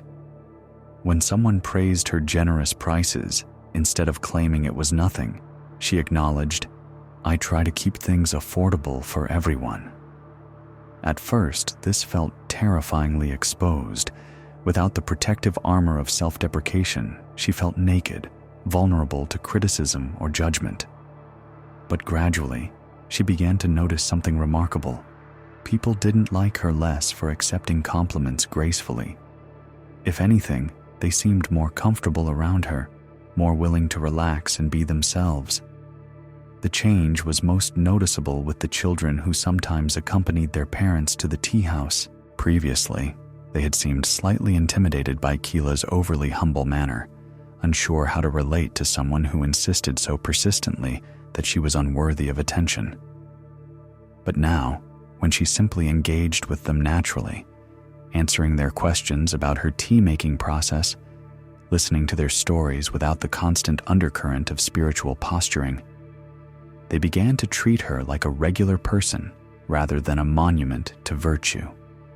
One afternoon, about a month after Sister May's visit, Tara returned to the tea house. Keela recognized her immediately and felt a familiar tightness begin to arise in her chest. But this time, instead of indulging the judgmental thoughts about Tara's confidence, she simply noticed them and let them pass through her awareness like clouds passing through sky. "Welcome back," Keela said, her voice carrying genuine warmth instead of the cool politeness of their previous encounter. "I remember you enjoyed the jasmine tea." Tara's face brightened with surprise and pleasure. "You remembered? Yes, that would be perfect. It's been a long day of travel." As Keela prepared the tea, she found herself genuinely curious about this young woman, rather than secretly critical. "How did your business in the capital go?" she asked. "Very well, thank you," Tara replied without false modesty. "We secured several new contracts that should keep our weavers busy through the winter, and I discovered a new source for silk thread that's both higher quality and less expensive than what we were using before." Instead of bristling at Tara's straightforward pleasure in her success, Keela found herself genuinely interested. That must feel satisfying, to help provide steady work for your weavers. "It does," Tara agreed. "There's something deeply rewarding about work that benefits many people. I imagine you feel the same way about your tea house. You provide a gathering place that the whole community depends on." Keela paused in her tea preparation, struck by this perspective. She had never thought of her work in quite those terms, not as a humble service performed by someone of no importance, but as a genuine contribution to the community's well-being. Yes, I suppose I do feel that way," she said slowly. "I hadn't quite thought of it like that before." "Oh, it's obvious to anyone who spends time here," Tara said, looking around the neat, welcoming space. "This isn't just a place to buy tea. It's where people come when they need to feel part of something larger than themselves. That's a gift you give every day." For the first time in years, Keela felt a simple, uncomplicated pride in her work. Not the twisted pride of thinking herself superior for being humble, but the natural satisfaction of recognizing that what she did mattered, and she did it well.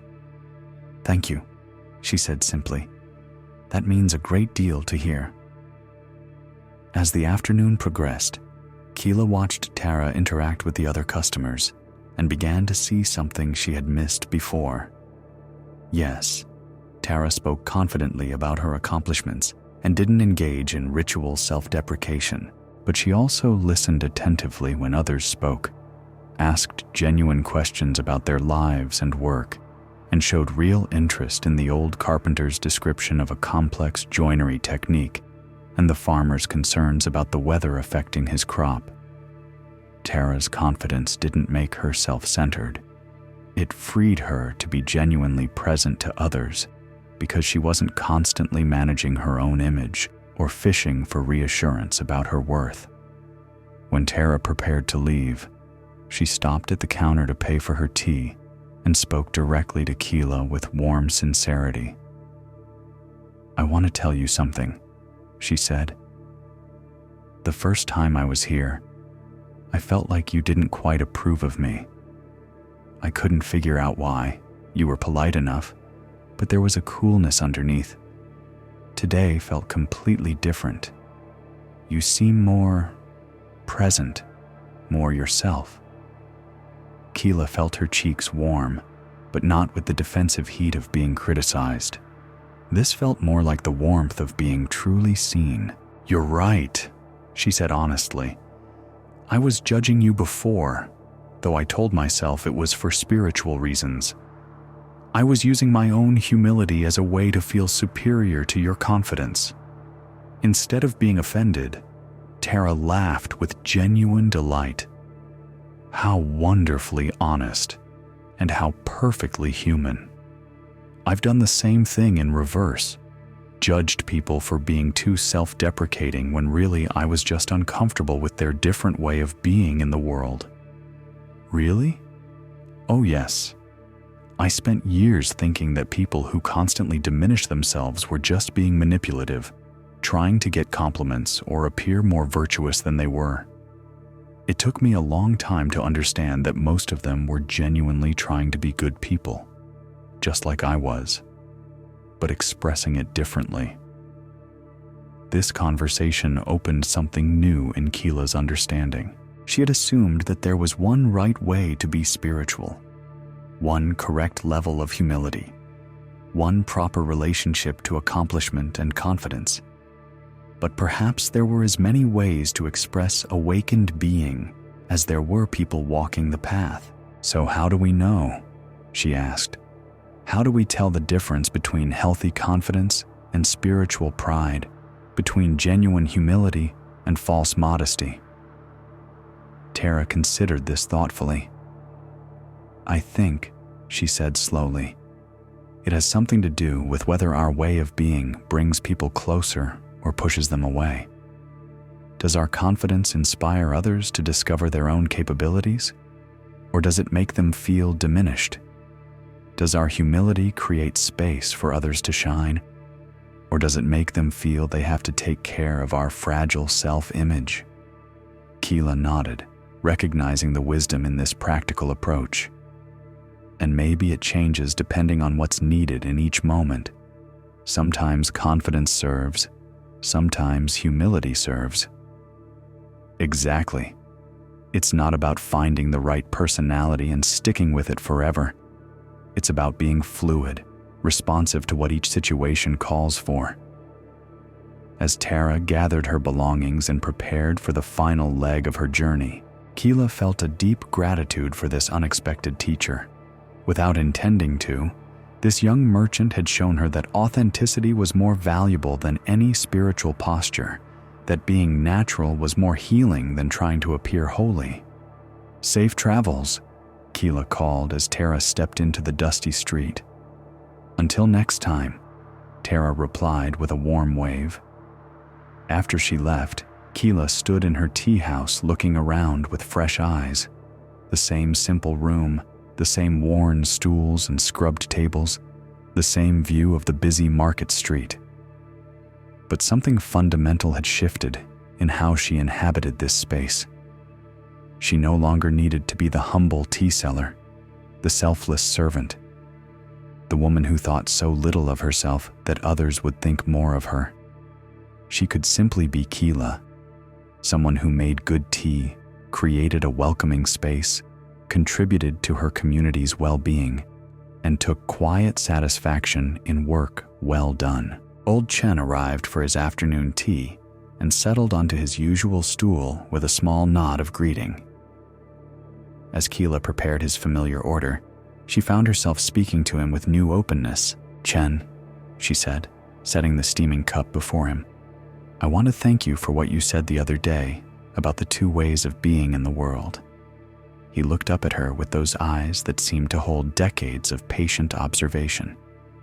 "And what did you discover?" "That I had been working very hard to appear humble instead of simply being natural. That my false modesty was just another form of pride." Chen smiled and took a slow sip of his tea.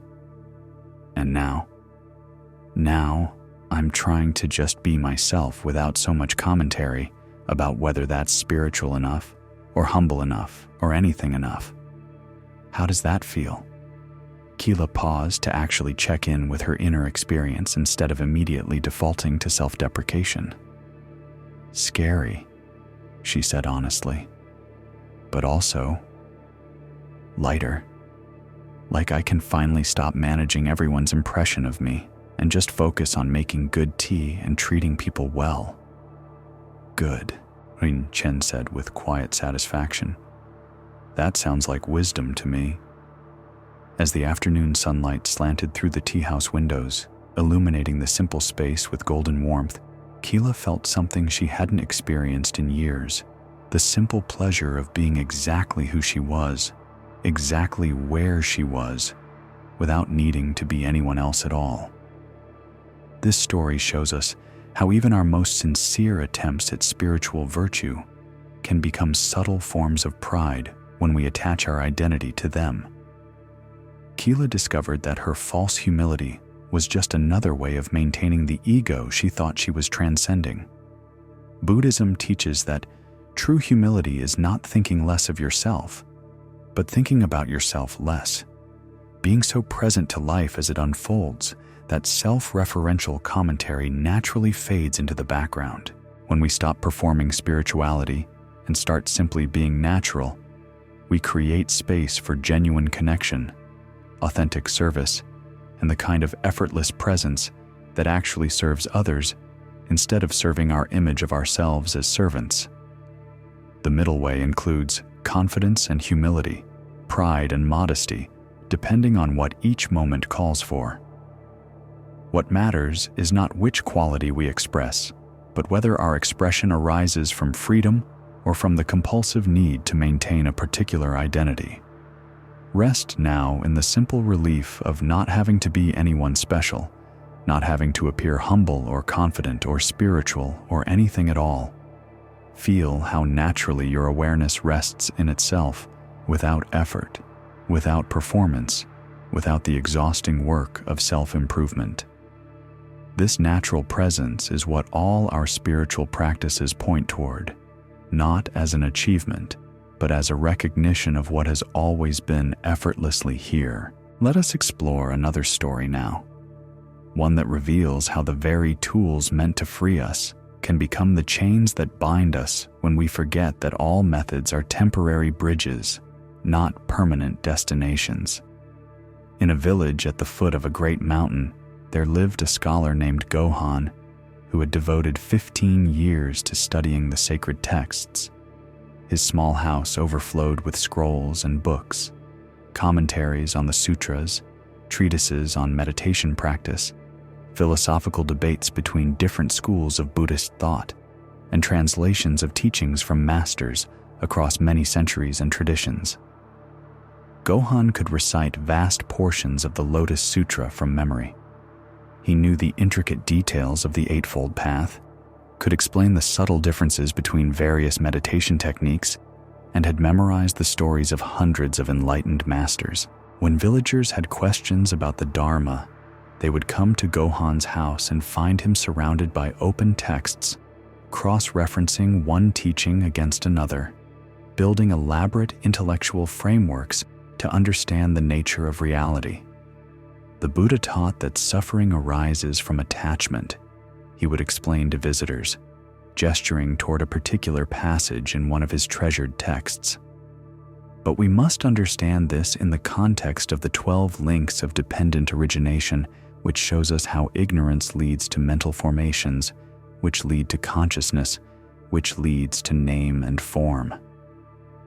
His explanations were thorough, precise, and impressively scholarly. The villagers would nod respectfully and leave with their heads spinning from the complexity of what they had heard. Some felt inspired by Gohan's obvious dedication to learning. Others felt overwhelmed by the suggestion that understanding the path to freedom required such extensive intellectual preparation. But Gohan himself had begun to notice something troubling. Despite his vast knowledge of Buddhist philosophy, despite his ability to quote the masters and analyze their teachings with sophisticated precision, his own inner peace remained elusive. He understood theoretically that attachment caused suffering, but he remained deeply attached to his role as the village's Buddhist scholar. He knew intellectually that the ego was an illusion, but his ego swelled with pride every time someone praised his learning. Most disturbing of all, he had begun to experience a strange anxiety whenever he encountered teachings that didn't fit neatly into his carefully organized understanding.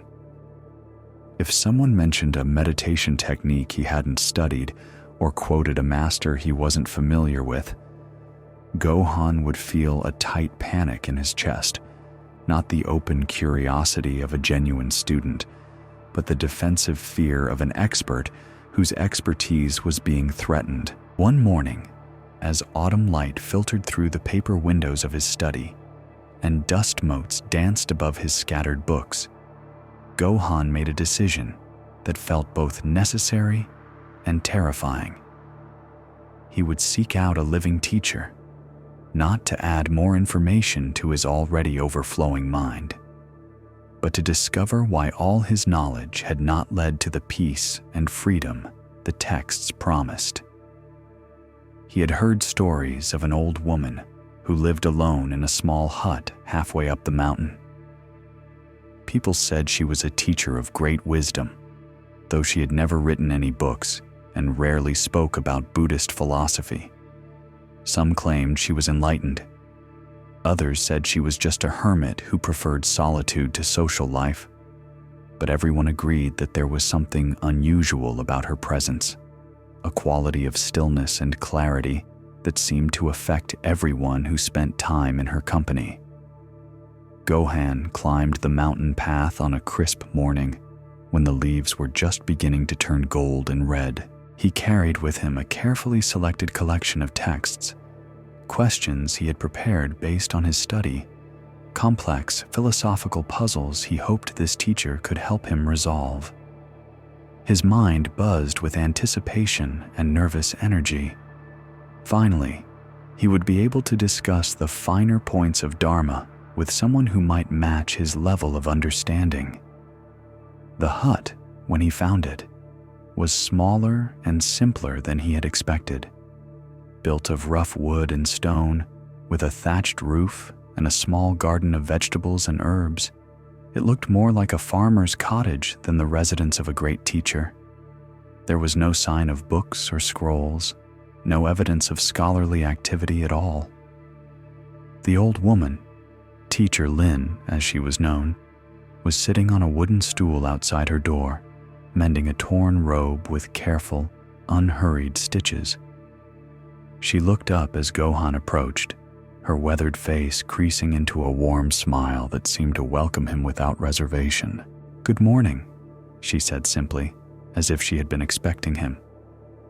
"Teacher Lin," Gohan began, setting down his bag of books and bowing formally. "I am Gohan, a student of the Buddhist texts. I have traveled from the village below seeking instruction in the deeper mysteries of the Dharma." The old woman nodded and gestured to a rough wooden stool beside her own. "Please, sit. Would you like some tea?" "That would be honored," Gohan replied, settling himself and immediately reaching for his bag. "I have brought some questions about the relationship between emptiness and form in the Heart Sutra, and I was hoping you could clarify some contradictions I've found between different commentaries on the nature of Buddha mind." Teacher Lin disappeared into her hut and returned a few moments later with 2 simple clay cups and a pot of tea that smelled of mountain herbs. She poured in silence, handed Gohan his cup, and resumed her mending as if he hadn't spoken at all. Gohan waited, expecting her to address his questions, or at least acknowledge that he had raised important philosophical issues.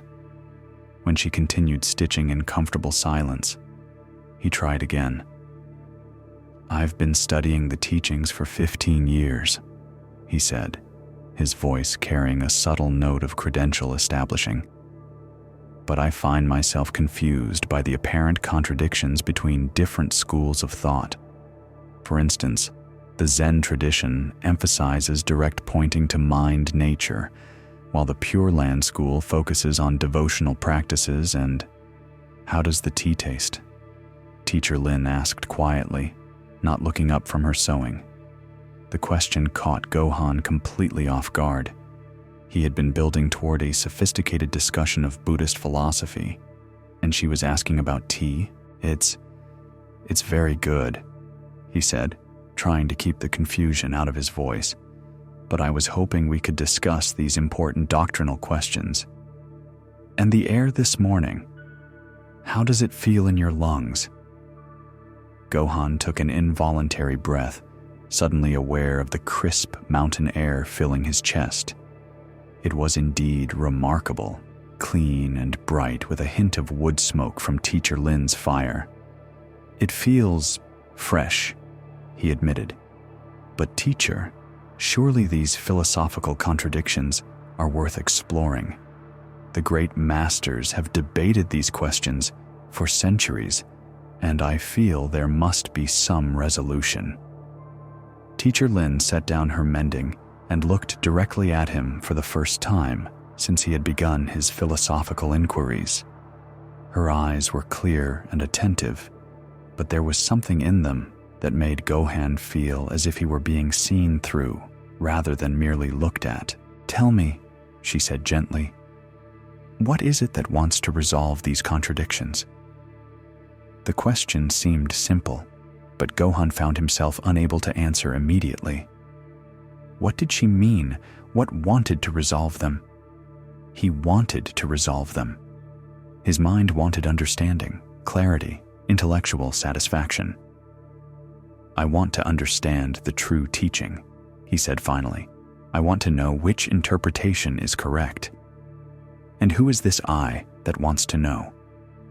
Gohan felt a familiar irritation rising. These circular questions reminded him of certain Zen koans he had studied, but they seemed to lead nowhere productive. What he needed was clear explanation, not more puzzles. "I am Gohan, a sincere student of the Buddha's teachings," he replied with carefully controlled patience. "I have devoted years to understanding the Dharma, and I encounter contradictions that prevent me from grasping the complete picture."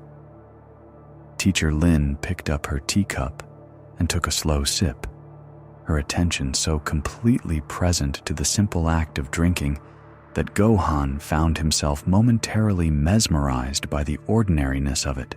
"This tea," she said after setting down the cup, "is it the same tea that grows on the mountain, or is it different?"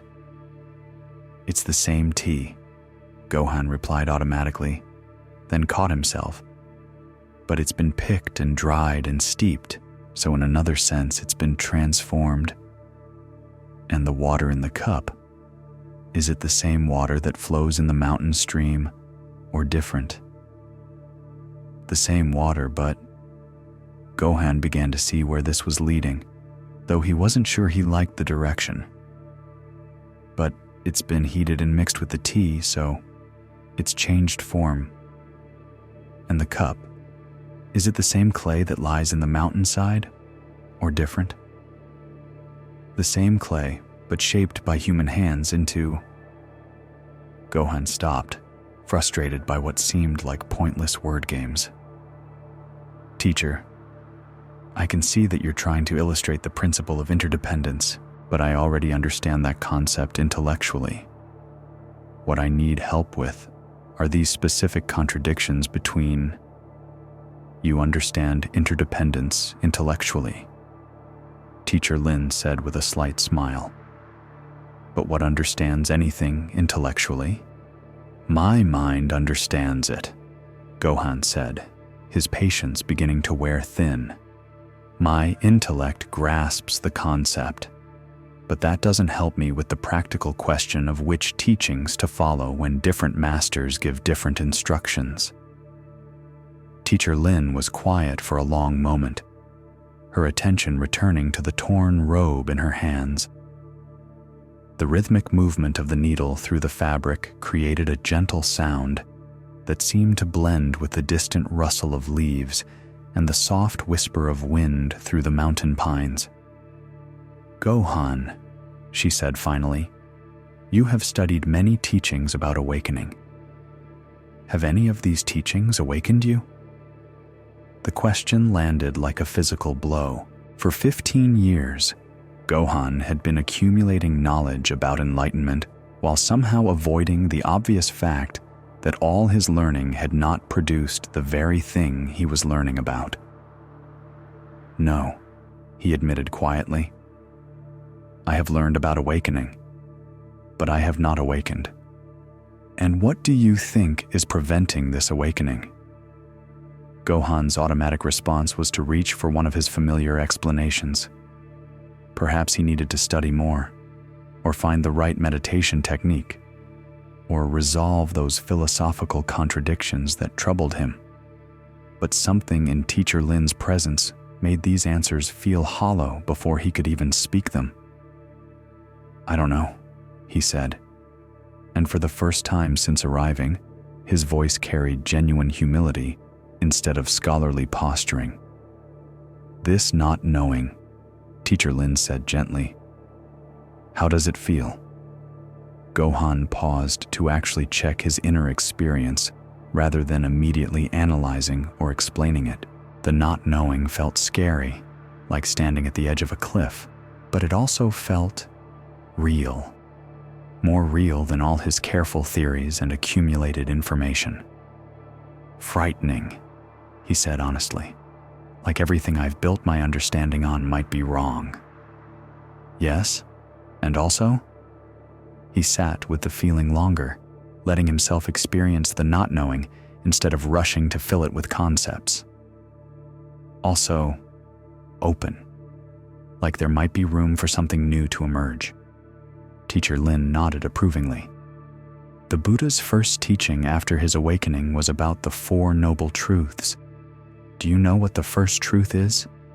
"The truth of suffering," Gohan replied automatically, grateful to be back on familiar intellectual ground.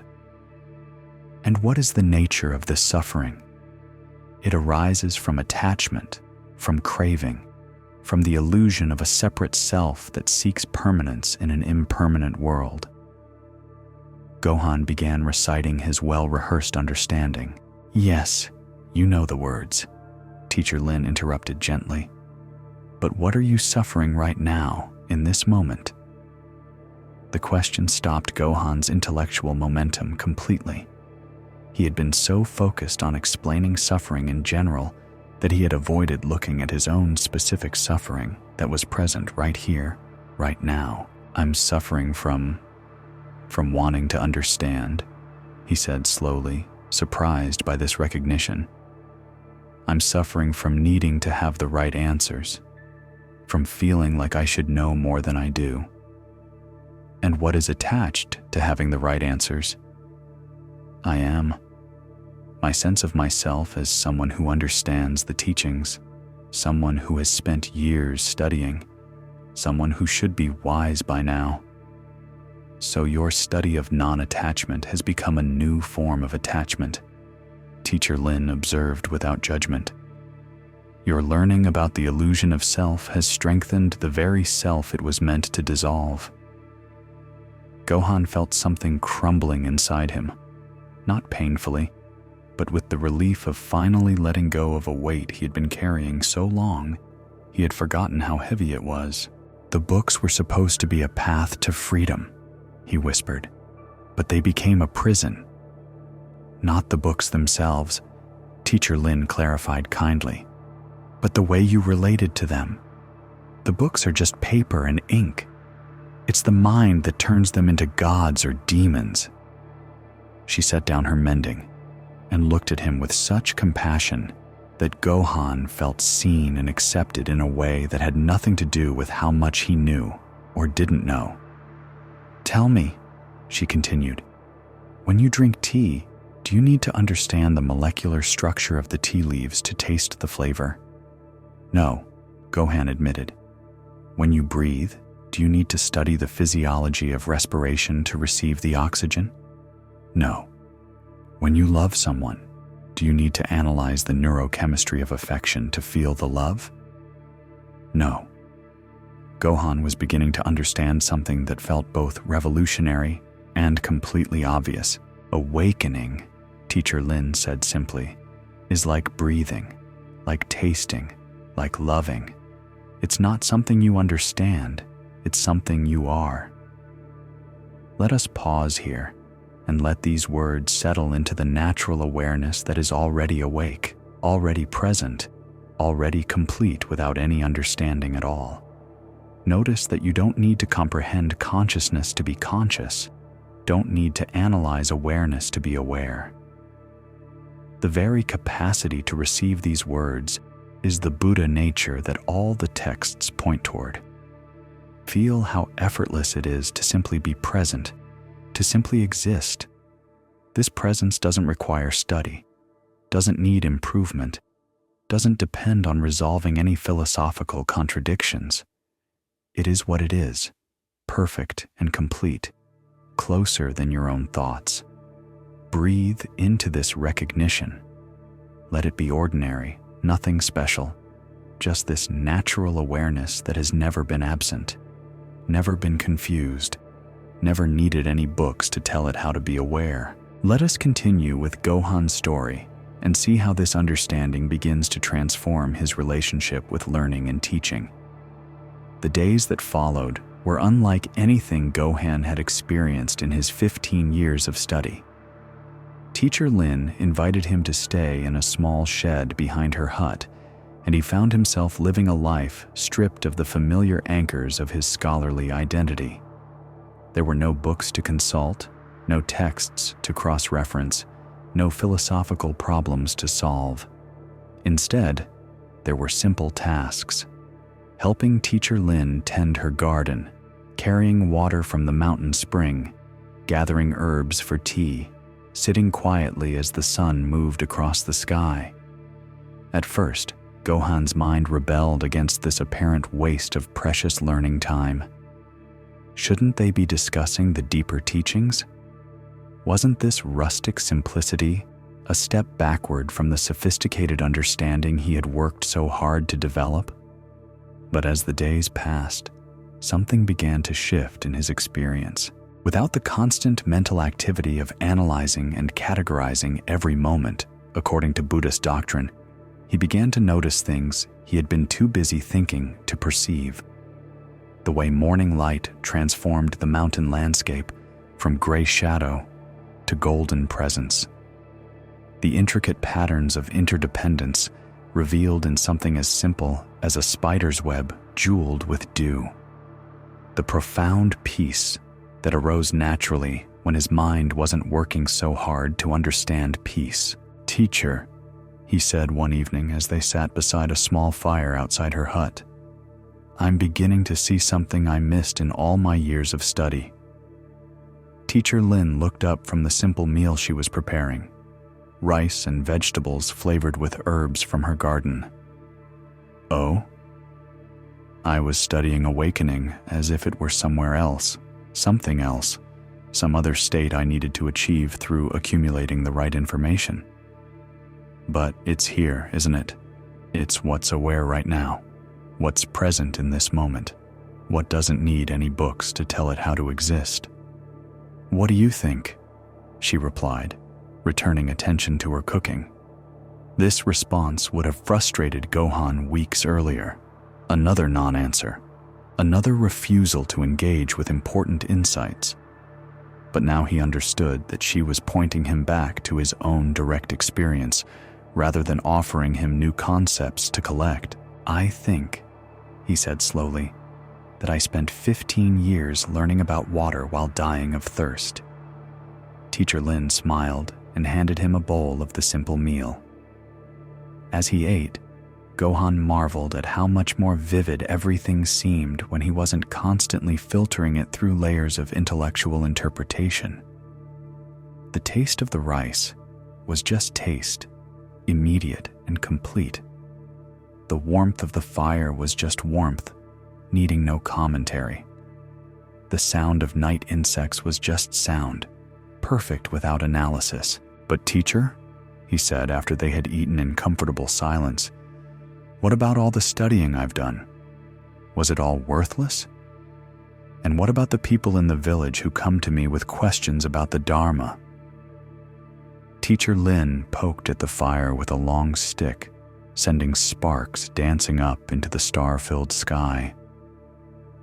When you cross a river on a bridge, do you carry the bridge with you to the other side? No, of course not. The bridge serves its purpose and you leave it behind. And when you use a ladder to climb onto a roof, do you take the ladder up with you? No, you leave it on the ground once you've reached where you were going. Study is a bridge, a ladder, a boat for crossing, Teacher Lin said gently. It can help point you toward direct experience, but if you try to carry it into the experience itself, it becomes a burden rather than a help. Gohan nodded, feeling something release in his chest. So the knowledge wasn't wrong, just incomplete? The finger pointing at the moon is not the moon, she agreed. But if someone asks you where the moon is, you might still point. This answer opened up a new understanding for Gohan. His years of study hadn't been wasted time. They could serve as skillful means for helping others find their own way to direct experience, but only if he held them lightly, as temporary tools rather than ultimate truths. So, when people come to me with questions about the Dharma, I can still offer what I've learned, but you offer it as medicine for their particular confusion, not as absolute doctrine. Teacher Lin finished. You point toward their own capacity for direct seeing, rather than asking them to believe what you've read. Over the following weeks, as autumn deepened into early winter, Gohan began to understand what it meant to teach from presence rather than from knowledge. When Teacher Lin responded to visitors who occasionally climbed the mountain seeking her guidance, she never quoted texts or cited authorities.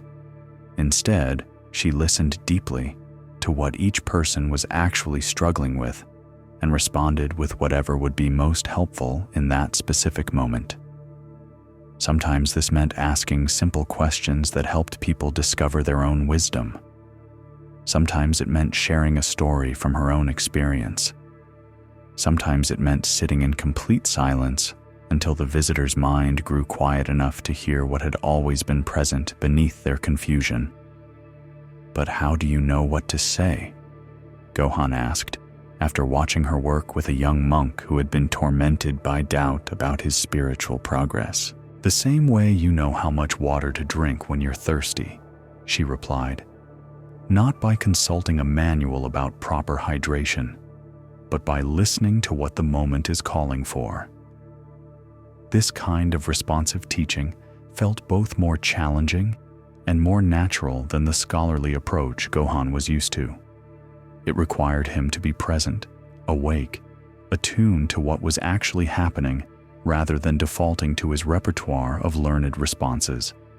One morning, as snow began to dust the mountain peaks and the air carried the sharp clarity of approaching winter, Gohan realized it was time to return to the village. Not because his learning was complete. He was beginning to understand that real learning never ended, but because something in him had shifted from seeking to serving, from accumulating to offering. Teacher, he said as they shared what might be their final cup of tea together, I feel like I should ask you for some final teaching, some profound wisdom to take back with me. But I also feel like that would be missing the point entirely. Teacher Lin laughed, a sound like water over stones. You are learning to trust your own wisdom instead of looking for mine to replace it.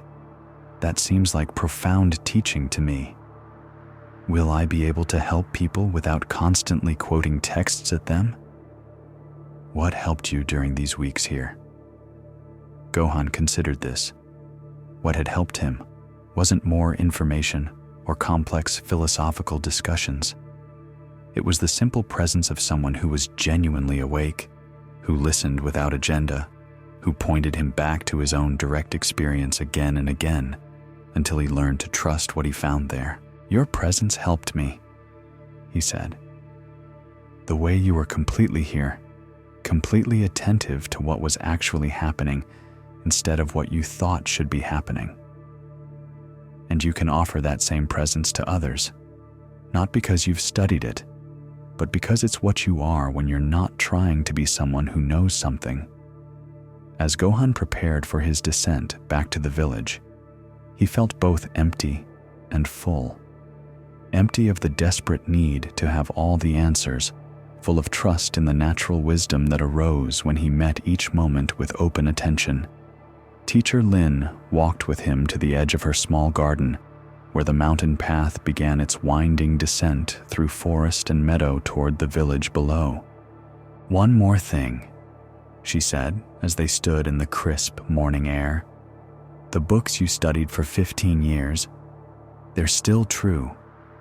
The Buddha's teachings are still pointing toward freedom.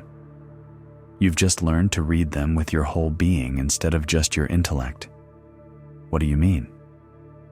"When you return to your texts now, you'll find that they're saying the same things you discovered sitting quietly by my fire, tending the garden, drinking tea without needing to understand tea. The words will be the same, but you'll be reading them from awakeness instead of from the desire to become awake." This proved to be true in ways Gohan could never have anticipated. When he returned to his house full of scrolls and books, he found the texts transformed, not because they had changed, but because he was reading them with different eyes. The same sutras that had once seemed like complex puzzles to be solved, now read like love letters from awakened beings to the awakened nature he had learned to recognize in himself. The philosophical debates that had once tormented him with their apparent contradictions now revealed themselves to be different fingers pointing at the same moon, various skillful means adapted to different temperaments and circumstances. Most remarkably, when villagers came to him with their questions about the Dharma, he found himself responding from a place he had never accessed during his years of intensive study. Instead of immediately reaching for his books to find the correct answer, he would first listen, really listen, to what each person was struggling with in their actual life. Then, whether he drew on traditional teachings or simple common sense or his own direct experience, his responses seemed to land more helpfully because they arose from genuine presence rather than scholarly performance. "Master Gohan," old Mrs. Chen said after one such conversation, "you seem different since your time on the mountain. Your answers still show great learning, but now they also show great heart." This comment pleased Gohan more than any praise of his scholarship ever had.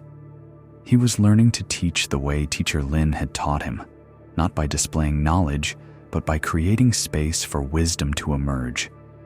Not by having all the answers, but by trusting the natural intelligence that arose when people felt truly heard and seen. This story shows us how even our most sincere spiritual studies can become obstacles when we mistake the finger pointing at the moon for the moon itself. Gohan discovered that 15 years of learning about awakening had not awakened him because he had been collecting concepts about freedom instead of recognizing the awareness that was already free. Buddhism teaches that all methods, including study and philosophical understanding, are skillful means, temporary tools to be used and then released, not permanent possessions to be accumulated. The deepest teaching is not something we learn, but something we are, not something we understand, but something we embody. When we hold our knowledge lightly, it becomes medicine we can offer others. When we grasp it tightly, it becomes a prison that separates us from the very truth it was meant to reveal. Rest now in the natural awareness that needs no books to know how to be aware, no teachings to understand how to exist. This presence reading these words is the Buddha nature that all study points toward, immediate, intimate, completely ordinary, and absolutely perfect as it is. Feel how this awareness is present, whether you understand anything or not, whether you've studied for decades or never opened a spiritual book. This is the freedom that all our learning serves, not as a goal to be reached, but as the ground we're always already standing on. Let us explore one final story before we gather together all we have discovered tonight. A story that shows us how the very desire to help others can become a cage when we forget that everyone is already whole, already free, already perfect, exactly as they are. In a small town where 3 rivers met and merchants gathered to trade goods from distant lands, there lived a woman named Amara who had dedicated her life to helping others. She ran what she called a house of healing, part clinic, part counseling center, part refuge for anyone who was struggling with the difficulties of life. Amara had studied many healing traditions. She knew herbal medicine and could treat common ailments with teas and tinctures made from plants she grew in her own garden. She had learned massage and bodywork to help people release physical tension and pain. She had studied psychology and counseling techniques to help people work through emotional trauma and confusion. But more than any specific skill, Amara possessed something that drew people from villages and towns throughout the region. An almost supernatural ability to see what was wrong with people and know exactly how to fix it. When someone came to her house feeling lost and directionless, she would quickly identify the pattern of thinking that was keeping them stuck and offer precise exercises to shift their perspective. When parents brought children who were acting out or withdrawing, she could usually pinpoint the family dynamics that were creating the problem and suggest changes that restored harmony to the household. Her reputation grew steadily over the years. People spoke of her with the kind of reverence usually reserved for saints or miracle workers. Amara can heal anything, they would say. She sees right through to the heart of every problem and always knows what to do. Amara took great satisfaction in this work. Every person she helped, every problem she solved, every life she improved, felt like a contribution to reducing the sum total of suffering in the world. She often worked from dawn until well after dark, seeing as many people as she could fit into her schedule, because she couldn't bear the thought of turning away someone who needed her assistance. But there was something that Amara had not yet recognized about her approach to helping others. Something that would only become clear when she encountered someone she could not fix. Her name was Kira, and she came to Amara's house on a rainy afternoon in late spring when the air was soft and heavy with the promise of growth. She was a woman of perhaps 30 years with dark hair and eyes that held a peculiar mixture of deep sadness and unexpected peace. "I have heard that you can help with any problem," Kira said as she settled into the chair across from Amara's desk. "And I have a problem that has been with me for many years." Amara leaned forward with the focused attention that had become her trademark. She prided herself on being able to assess someone's situation quickly and accurately, and she began running through the mental checklist she had developed over years of practice. "Tell me about it," she said, her voice carrying the warm authority that made people feel safe to share their deepest struggles. "I am sad," Kira said simply. "I have been sad for as long as I can remember. Not depressed exactly. I function well. I have meaningful work. I maintain relationships. But underneath everything, there is always this sadness, like a river running beneath the ground." Amara nodded with understanding confidence. This was a familiar pattern. Unresolved grief, probably from childhood trauma or loss that had never been properly processed. She had helped many people work through similar emotional blockages. "Can you tell me about your childhood?" she asked, already formulating the kinds of therapeutic approaches that would likely be helpful. Was there a significant loss or trauma that might be connected to this persistent sadness? My childhood was actually quite happy, Kira replied, which surprised Amara slightly. Loving parents, secure home, no major traumas or losses. The sadness isn't connected to any particular event. It's more like a quality of my experience, the way some people are naturally cheerful and others are naturally serious. This didn't fit Amara's usual categories, but she was flexible in her approach. Perhaps it was biochemical, a form of dysthymia that could be addressed through dietary changes, herbal treatments, or lifestyle modifications. How is your physical health? She asked. Are you getting enough sleep, eating well, exercising regularly? Sometimes persistent sadness can be traced to imbalances in the body. My physical health is excellent, Kira said. I sleep well, eat simply but nutritiously, walk several miles every day. I've tried various herbal remedies and dietary approaches over the years, but the sadness remains unchanged. Amara felt a small flicker of confusion, but pushed it aside. In 15 years of helping people, she had never encountered a problem that didn't yield to the right combination of insight and intervention. Perhaps this was a spiritual issue rather than an emotional or physical one. What is your relationship to spiritual practice? She asked. Sometimes persistent sadness is connected to a sense of meaninglessness or disconnection from something larger than ourselves. I have a regular meditation practice and feel quite connected to what you might call the sacred dimension of life, Kira replied calmly. The sadness doesn't prevent me from experiencing joy, love, wonder, or any of the other qualities that make life meaningful. It's simply there as well, like a background color that tints everything without overwhelming it. Now Amara was genuinely puzzled.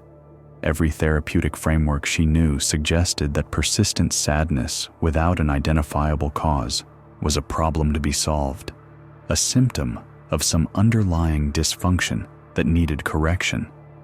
But this woman seemed remarkably healthy, functional, and at peace despite her description of chronic sadness. Help me understand, Amara said, leaning back in her chair and studying Kira's face more carefully. If you're functioning well and finding meaning in life, why do you want to change this sadness? What problems is it creating for you? Kira was quiet for a moment, and in that silence, Amara noticed something she had been too busy analyzing to perceive before. Despite describing herself as persistently sad, this woman radiated a quality of deep peace. Her presence was calming, grounding, like sitting beside a still lake at twilight. That's the interesting thing, Kira said finally. I'm not sure I do want to change it anymore. I came here because everyone told me you could fix any problem, and I've spent years thinking of my sadness as a problem that needed fixing. But sitting here now, talking with you, I'm beginning to wonder if that assumption is correct. This response created something like vertigo in Amara's carefully ordered understanding of her role as a healer. If someone wasn't suffering from their condition and didn't want it changed, was it actually a problem? And if it wasn't a problem, what was she supposed to do with her identity as someone who solved problems? But surely, Amara said, her voice carrying a slight edge of insistence, you would prefer to feel consistently happy rather than consistently sad. Wouldn't your life be better without this underlying melancholy? Kira considered this question with the same calm attention she had brought to all of Amara's inquiries. I'm not sure better is the right word. Different, certainly.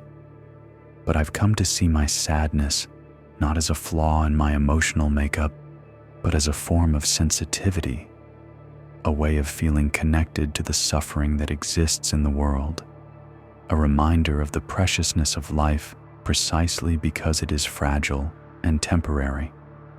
That sounds like rationalization, Amara said, surprised by the defensive sharpness in her own voice. Like you're making the best of a bad situation, rather than addressing the underlying problem. Perhaps. Kira agreed without defensiveness. Or perhaps sadness doesn't always indicate that something is wrong. Perhaps it's sometimes just a natural response to the fundamental conditions of existence. Impermanence, uncertainty, the inevitable losses that come with loving anything in a world where nothing lasts forever. Amara felt something shifting uncomfortably in her chest. For 15 years, her identity had been built around the assumption that emotional pain indicated problems that needed solutions, that her job as a healer was to help people achieve states of consistent well-being and happiness. But here was someone suggesting that sadness might be wisdom rather than pathology, depth rather than dysfunction. I don't understand what you're asking me to do, Amara said finally.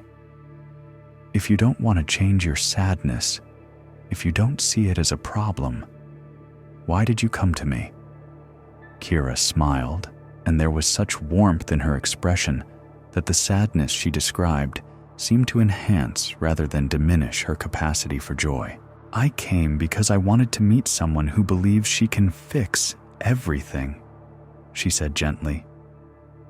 I was curious about what that would feel like, to encounter someone so confident in her ability to solve problems that she might help me see my own situation more clearly. And what have you discovered? That my sadness is not a broken thing that needs repair, but a doorway to compassion. That my melancholy is not an obstacle to happiness, but a different kind of happiness. The happiness of feeling connected to the full spectrum of human experience, including its difficulties. Amara sat in silence, feeling as if the ground beneath her professional identity was shifting like sand. Everything she thought she knew about healing, about helping, about what it meant to be well, was being quietly challenged by this woman who radiated peace while claiming to be persistently sad. But don't you want to be fixed? She asked. And even as the words left her mouth, she heard how strange they sounded. What if I'm not broken? Kira replied. What if the sadness is not a symptom of something wrong, but an expression of something right? The capacity to feel deeply, to be touched by the beauty and tragedy of life, to remain open-hearted even in the face of loss and uncertainty? The question hung in the air between them like incense, creating a space for something new to emerge in Amara's understanding. For the first time in years, she found herself without a diagnosis, without a treatment plan, without any clear idea of how to help someone who might not need helping. I've built my entire life around fixing people, she whispered, more to herself than to Kira. If people aren't broken, what is my purpose? Kira leaned forward slightly, her eyes holding Amara's with gentle attention. What if your purpose isn't to fix people, but to help them discover that they were never broken to begin with? This possibility hit Amara like lightning illuminating a landscape she had never seen before. What if her years of helping people hadn't been about curing their defects, but about helping them recognize their inherent wholeness? What if healing wasn't about changing people, but about helping them accept themselves completely, including the parts they had been taught to see as problems? But then, what about all the people I've helped? She asked, confusion evident in her voice. Did they not really need help? Was I just feeding their illusion that something was wrong with them? Or perhaps you helped them in ways that went deeper than either of you realized, Kira suggested.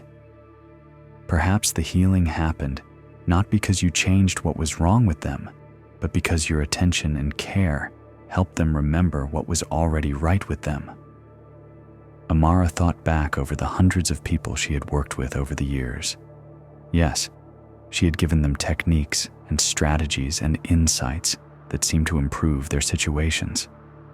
But now she began to see that perhaps the most healing element had been something else entirely.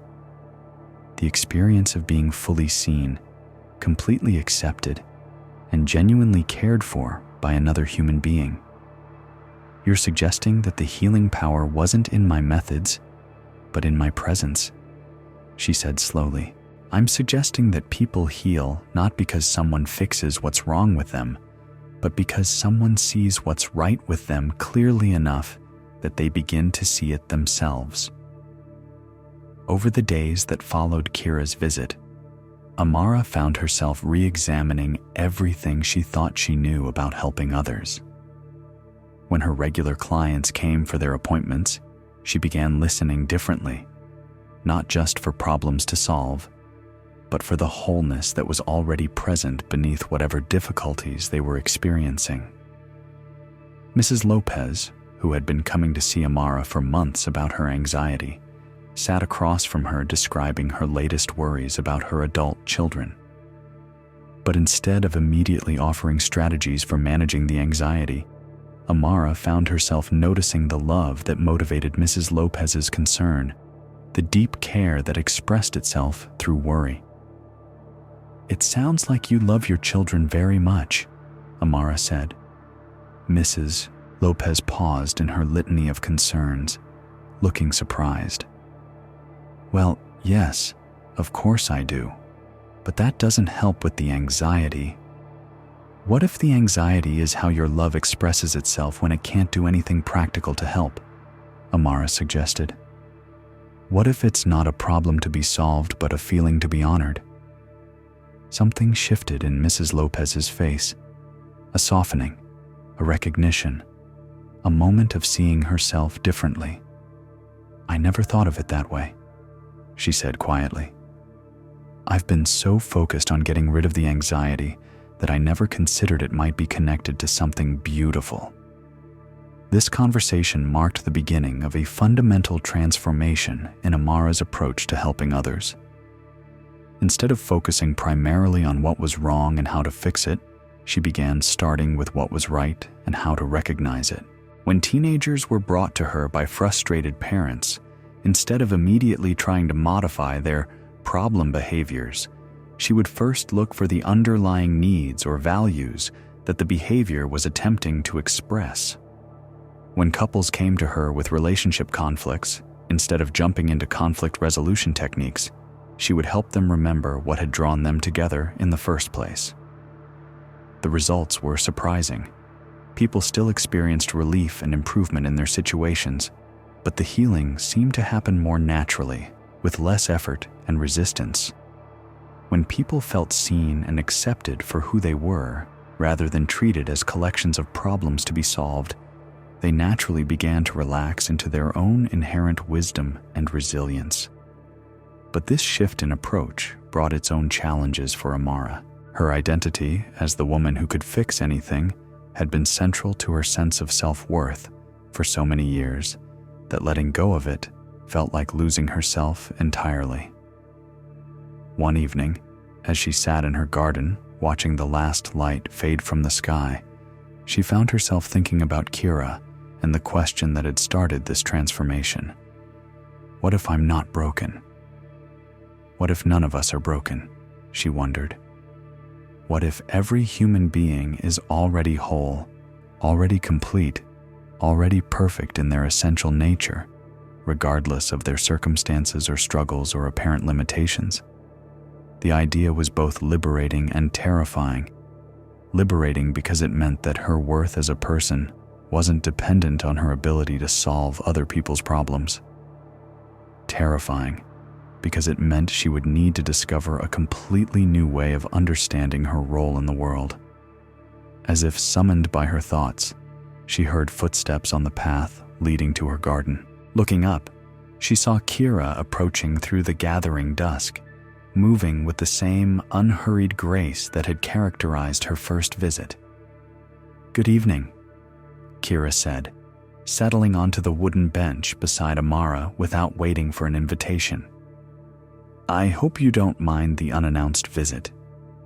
"Not at all," Amara replied, genuinely pleased to see her unexpected teacher again. "I've been thinking about you, actually, about our conversation and how it's changed the way I work with people." "And how has it changed?" Amara described some of the shifts she had been experimenting with, looking for wholeness before focusing on problems, helping people recognize their inherent completeness rather than trying to fix their apparent defects. "It feels more honest somehow," she said.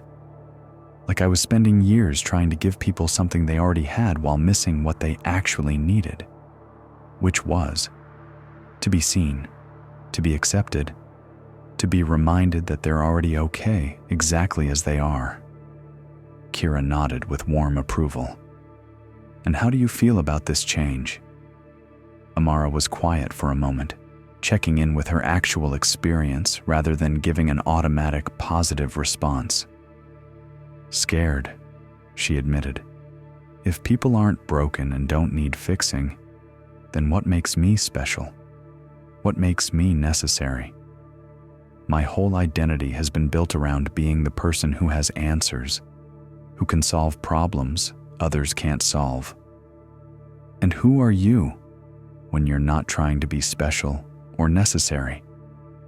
The question created a spaciousness in Amara's awareness, an invitation to discover something she had perhaps never allowed herself to explore. Who was she beneath the role of healer, beneath the identity of problem solver, beneath the need to be needed? "I don't know," she whispered, and the not knowing felt both vulnerable and oddly peaceful. "This not knowing," Kira said gently.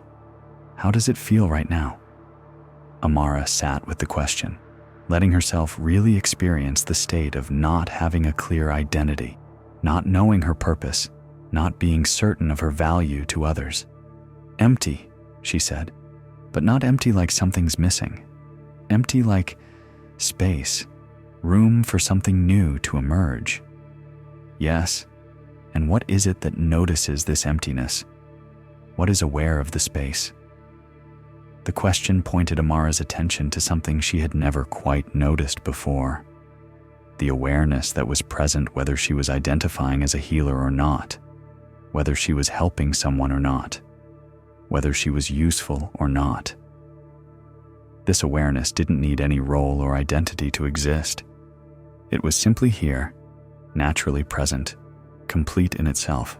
"There's something here that doesn't need to be anything in particular," she said with wonder. "Something that's okay, whether I'm helping people or not, whether I'm special or ordinary, whether I know who I am or not. This something that doesn't need to be anything in particular." Kira asked, "Is it broken?" A laugh escaped from Amara's chest. Not the laugh of humor, but the laugh of recognition, of suddenly seeing something that had been hidden in plain sight. "No," she said. "No, it's not broken at all. It's perfect exactly as it is. And is this something separate from who you really are?" Another wave of recognition, deeper this time. The awareness that didn't need to be special or necessary or helpful to be complete. This wasn't something she possessed or something she had developed through spiritual practice. It was what she was, what she had always been, what she could never actually lose no matter how much her external identity changed. "It's me," she whispered. "It's who I really am underneath all the roles and identities. And if this is who you really are, this awareness that's already complete, already perfect, already whole, then what about all the people who come to you for help?" Amara felt something vast opening in her understanding. If she was already whole, if her essential nature was already complete and perfect, then they're the same, she breathed. They're the same awareness, the same essential wholeness, just temporarily identifying with their problems the way I was identifying with being a problem solver. So your work becomes... helping them remember what they already are, instead of trying to change what they appear to be. They sat together in the gathering darkness, surrounded by the gentle sounds of night settling over the garden. Amara felt as if she had been carrying a tremendous weight for years without realizing it, and now that weight had simply dissolved, leaving her feeling lighter than she had since childhood. "But Kira," she said after a long, comfortable silence, "what about people who are genuinely suffering? What about real trauma, real illness, real problems that cause pain and limitation? Are we supposed to just tell them they're perfect as they are and ignore their actual difficulties?" Kira's response came from the same place of gentle wisdom that had characterized all her words. There's a difference between denying someone's pain and recognizing their wholeness beneath the pain. You can simultaneously acknowledge that someone is struggling with depression while helping them discover the awareness that is not depressed. You can validate that someone has been traumatized while pointing them toward the part of them that was never damaged. Both levels are true? Yes. On the relative level, there are real problems that benefit from practical solutions. On the absolute level, there is only wholeness expressing itself through apparent difficulties. Mature healing work includes both levels. It doesn't ignore practical needs, but it also doesn't lose sight of essential completeness. Amara nodded, feeling the integration of these two perspectives settling into her bones. She could continue offering practical help, herbs for physical ailments, techniques for managing anxiety, strategies for improving relationships, but she could do so from a foundation of recognizing everyone's inherent wholeness rather than from a belief that they were broken and needed fixing. "So I can still be helpful," she said, relief evident in her voice, but from a completely different understanding of what help really means. Help becomes a celebration of wholeness rather than an attempt to create it, Kira agreed. It becomes a way of reminding people what they are instead of trying to make them into something different. As Kira prepared to leave that evening, disappearing back into the night as mysteriously as she had appeared, Amara felt a deep gratitude for this woman who had shattered her assumptions about healing in the gentlest possible way. "Will I see you again?" she called as Kira's figure became indistinct in the darkness. "You'll see me everywhere," came the reply, carried on the night breeze like a promise or a blessing. "Once you learn to recognize wholeness, you discover it's the only thing that's ever actually here." Let us pause here and rest in this recognition that Amara discovered. The understanding that beneath all our apparent problems and difficulties, there is something that was never broken, never damaged, never in need of improvement. This awareness that is reading these words right now is the same wholeness that exists in every person, in every situation, in every moment. Notice how this awareness doesn't need healing because it was never wounded. It doesn't need fixing because it was never broken. It doesn't need improvement because it is already perfect, already complete, already exactly what it needs to be. Feel into this natural wholeness that is closer than your breath, more intimate than your thoughts. Let it be ordinary, nothing special. Just this simple presence that has been here all along, waiting patiently beneath every story of limitation and lack. Breathe into this recognition. Let it transform how you see yourself and everyone around you, not as collections of problems to be solved, but as expressions of the same essential wholeness, playing temporarily at being lost and found, broken and healed, helper and helped. Rest here in this understanding. Let it settle into your being like morning light filling a room, revealing that what you were searching for in the darkness was here all along, never absent, never hidden, just temporarily overlooked in the busyness of trying to become what you already are. This story shows us how even our desire to help others can become a prison when we approach people as problems to be solved rather than wholeness to be recognized. Amara discovered that her years of fixing people had been missing the deepest truth, that no one is actually broken, that everyone is already complete in their essential nature, and that real healing happens when we help others remember what they already are. Buddhism teaches that Buddha nature is not something we develop, but something we uncover, not something we achieve, but something we recognize. When we see others through the eyes of this understanding, we become instruments of remembrance rather than agents of change, mirrors reflecting their inherent perfection rather than doctors treating their imagined diseases. This doesn't mean we ignore practical difficulties or refuse to offer help when it's needed. Rather, it means we help from a foundation of recognizing wholeness instead of confirming brokenness. We serve from love instead of from the need to be needed. Take a gentle breath now. Feel how naturally whole you are, how effortlessly complete. This wholeness doesn't depend on your circumstances, your achievements, your problems, or their solutions. It is what you are, what you have always been, what you could never actually lose. Let your breathing slow and deepen. Feel the natural rhythm of life moving through you without effort, without improvement, without any need to be other than exactly what it is. We have traveled far together tonight, exploring the hidden chains that bind us even in our most sincere attempts at freedom. We met Kavi, who discovered that his 7 years of sacred silence had become a wall between himself and those he loved. We saw how his spiritual practice had turned from a bridge to connection into a barrier to relationship, teaching us that silence which refuses engagement is just another form of noise. We accompanied Diva on his journey from indispensable water carrier to genuine servant, learning that attachment to being needed is still attachment, and that the deepest offering is the willingness to not be required.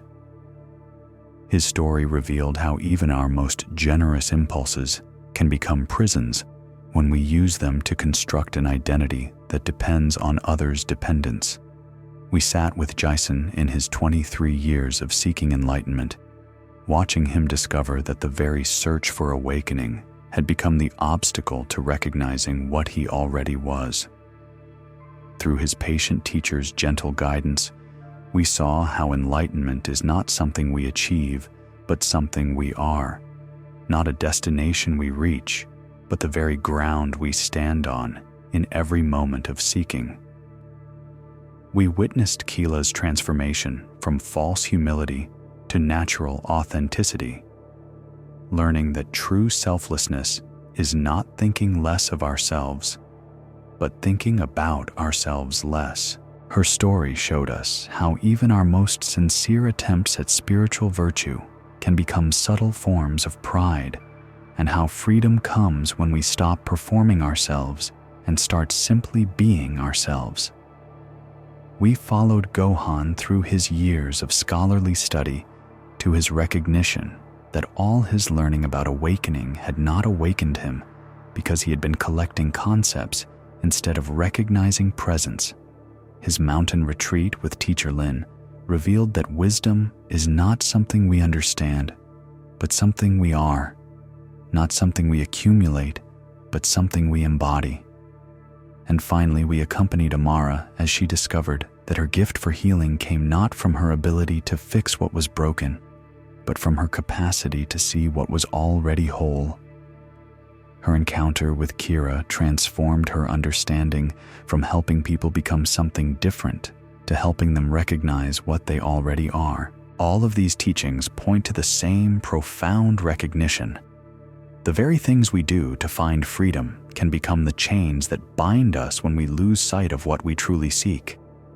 Our spiritual practices become prisons when we use them to construct identities instead of dissolving them. Our service becomes attachment when we need to be needed.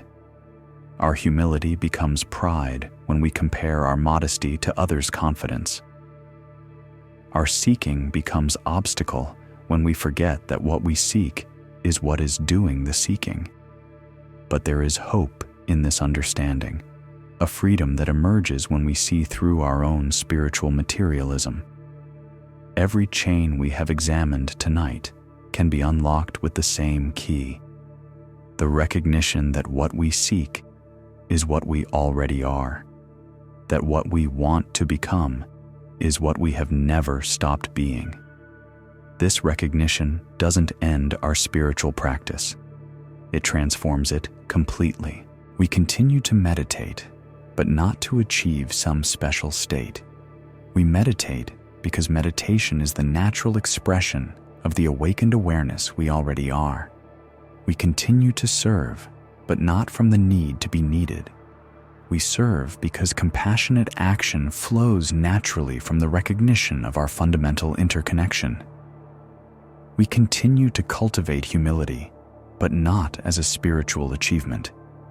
We become humble because the ego that would take pride in humility is seen through and dissolved. We continue to study and learn, but not to accumulate spiritual knowledge. We learn because awakened beings naturally continue to discover deeper expressions of wisdom and love. We continue to help and heal, but not by fixing what is broken. We serve by recognizing and reflecting the wholeness that is always already here, helping others remember what they have temporarily forgotten. The path continues, but the context has completely changed. We walk not towards some distant goal, but in celebration of having never left home. We practice not to become enlightened, but as enlightenment expressing itself through apparent individuals. We serve not to save others, but as love serving itself through the illusion of separation. In your own life, you may find these same subtle attachments arising. You may notice how your meditation practice can become a way of avoiding life rather than embracing it more fully. You may see how your generosity can become a way of feeling superior to those who give less. You may recognize how your spiritual knowledge can become a barrier to direct experience rather than a bridge to it. When you notice these patterns, and you will, because noticing them is part of the awakening process, remember the gentle teaching that runs through all our stories tonight. The chain is also the key. The very pattern that seems to bind you contains within it the understanding that frees you. Your attachment to spiritual practice reveals your deeper longing for authentic presence. Your need to be needed points toward your fundamental desire to love and be loved. Your spiritual pride shows you how much you value truth and wisdom. Your seeking points toward the awareness that is always already awake. Nothing needs to be rejected or eliminated, only seen clearly. When we see our spiritual attachments for what they are, love expressing itself through confusion, truth seeking itself through temporary forgetting, freedom exploring the experience of imagined bondage, they naturally release their grip and transform into vehicles of grace. The deepest truth is this: there are no chains that can actually bind the awareness you are. The Buddha nature that is your essential being cannot be imprisoned by any practice, any identity, any seeking, any helping, any knowing. These experiences arise within awareness like clouds in the sky, sometimes beautiful, sometimes stormy, but never affecting the spaciousness that holds them all. You are that spaciousness. You are that awareness. You are that Buddha nature that plays at being bound and celebrates its discovery of freedom, that enjoys the drama of loss and the joy of finding, that explores every possible way of being while never departing from its own essential nature. This is not something you need to achieve or understand or experience. It is what you are. Right now, reading these words, breathing this breath, existing in this moment, you are the very freedom that all seeking seeks, the very love that all service serves, the very peace that all practice cultivates. Feel this now, not as an idea to contemplate, but as the most intimate truth of your being. Feel how naturally aware you are, how effortlessly conscious, how completely present to this moment without any practice or technique or spiritual achievement. This awareness that notices thoughts is not a thought. This consciousness that observes experiences is not an experience. This presence that witnesses all changes is itself unchanging. This is your true nature, not something you develop, but something you recognize, not something you become, but something you are. Let your body settle now into this recognition. Feel your shoulders releasing any effort to become more spiritual, more awakened, more anything at all. Let your breath soften into its natural rhythm, no longer trying to breathe correctly or spiritually, just breathing as breathing naturally occurs. Allow your mind to rest from the project of spiritual improvement. You don't need to be more humble, more detached, more compassionate, more anything. The awareness you are is already perfect, already complete, already expressing itself as humble service, natural detachment, spontaneous compassion. Let your heart open to the simple truth that you have never been separate from what you seek. The love you long to feel is the love you are. The peace you want to find is the peace you are. The freedom you hope to achieve is the freedom you have never lost. Rest here in this ordinariness that is more extraordinary than any spiritual experience, this simplicity that is more profound than any mystical realization, this naturalness that is more sacred than any religious achievement. You are home. You have always been home. All your seeking has been the movement of home exploring itself, love discovering love, awareness playing at forgetting itself so it can enjoy the bliss of remembering. There is nothing more to attain, nothing more to understand, nothing more to fix or heal or improve. There is only this perfect moment, this natural presence, this effortless being that you are. Let everything settle now. Let your whole being relax into what has always been true. Feel how your body naturally releases into rest, how your breath deepens into the rhythm that sustains all life, how your awareness expands to embrace everything while remaining peacefully centered in itself. You don't need to remember any of these stories or hold on to any insights. The wisdom you discovered tonight was already yours. These tales simply helped you recognize what was always present, like cleaning dust from a mirror that was never actually stained. Let your eyes grow heavy if they haven't already. Allow sleep to come as naturally as breath, as effortlessly as awareness itself. Your dreams, your rest, your waking tomorrow, all of it is the same Buddha nature, expressing itself in endless creativity, the same freedom exploring itself through every possible experience. You are perfect as you are. You have always been perfect as you are. You will always be perfect as you are. This perfection is not something you maintain or lose, not something you deserve or earn. It is what you are, what everything is, what this moment is, regardless of how it appears. Sleep well, knowing that even sleep is enlightenment. Even dreams are Buddha nature.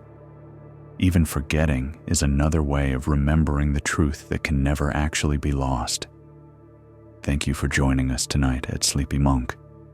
Thank you for walking this path with such sincere hearts, such genuine seeking, such beautiful willingness to see through your own patterns of binding and freedom. Rest now in the perfect understanding that has no need to understand anything at all. Sleep deeply in the love that you are, the awareness that you are, the freedom that has been yours from the very beginning and will be yours until the very end of time. Sleep well, and thank you for joining us at Sleepy Monk.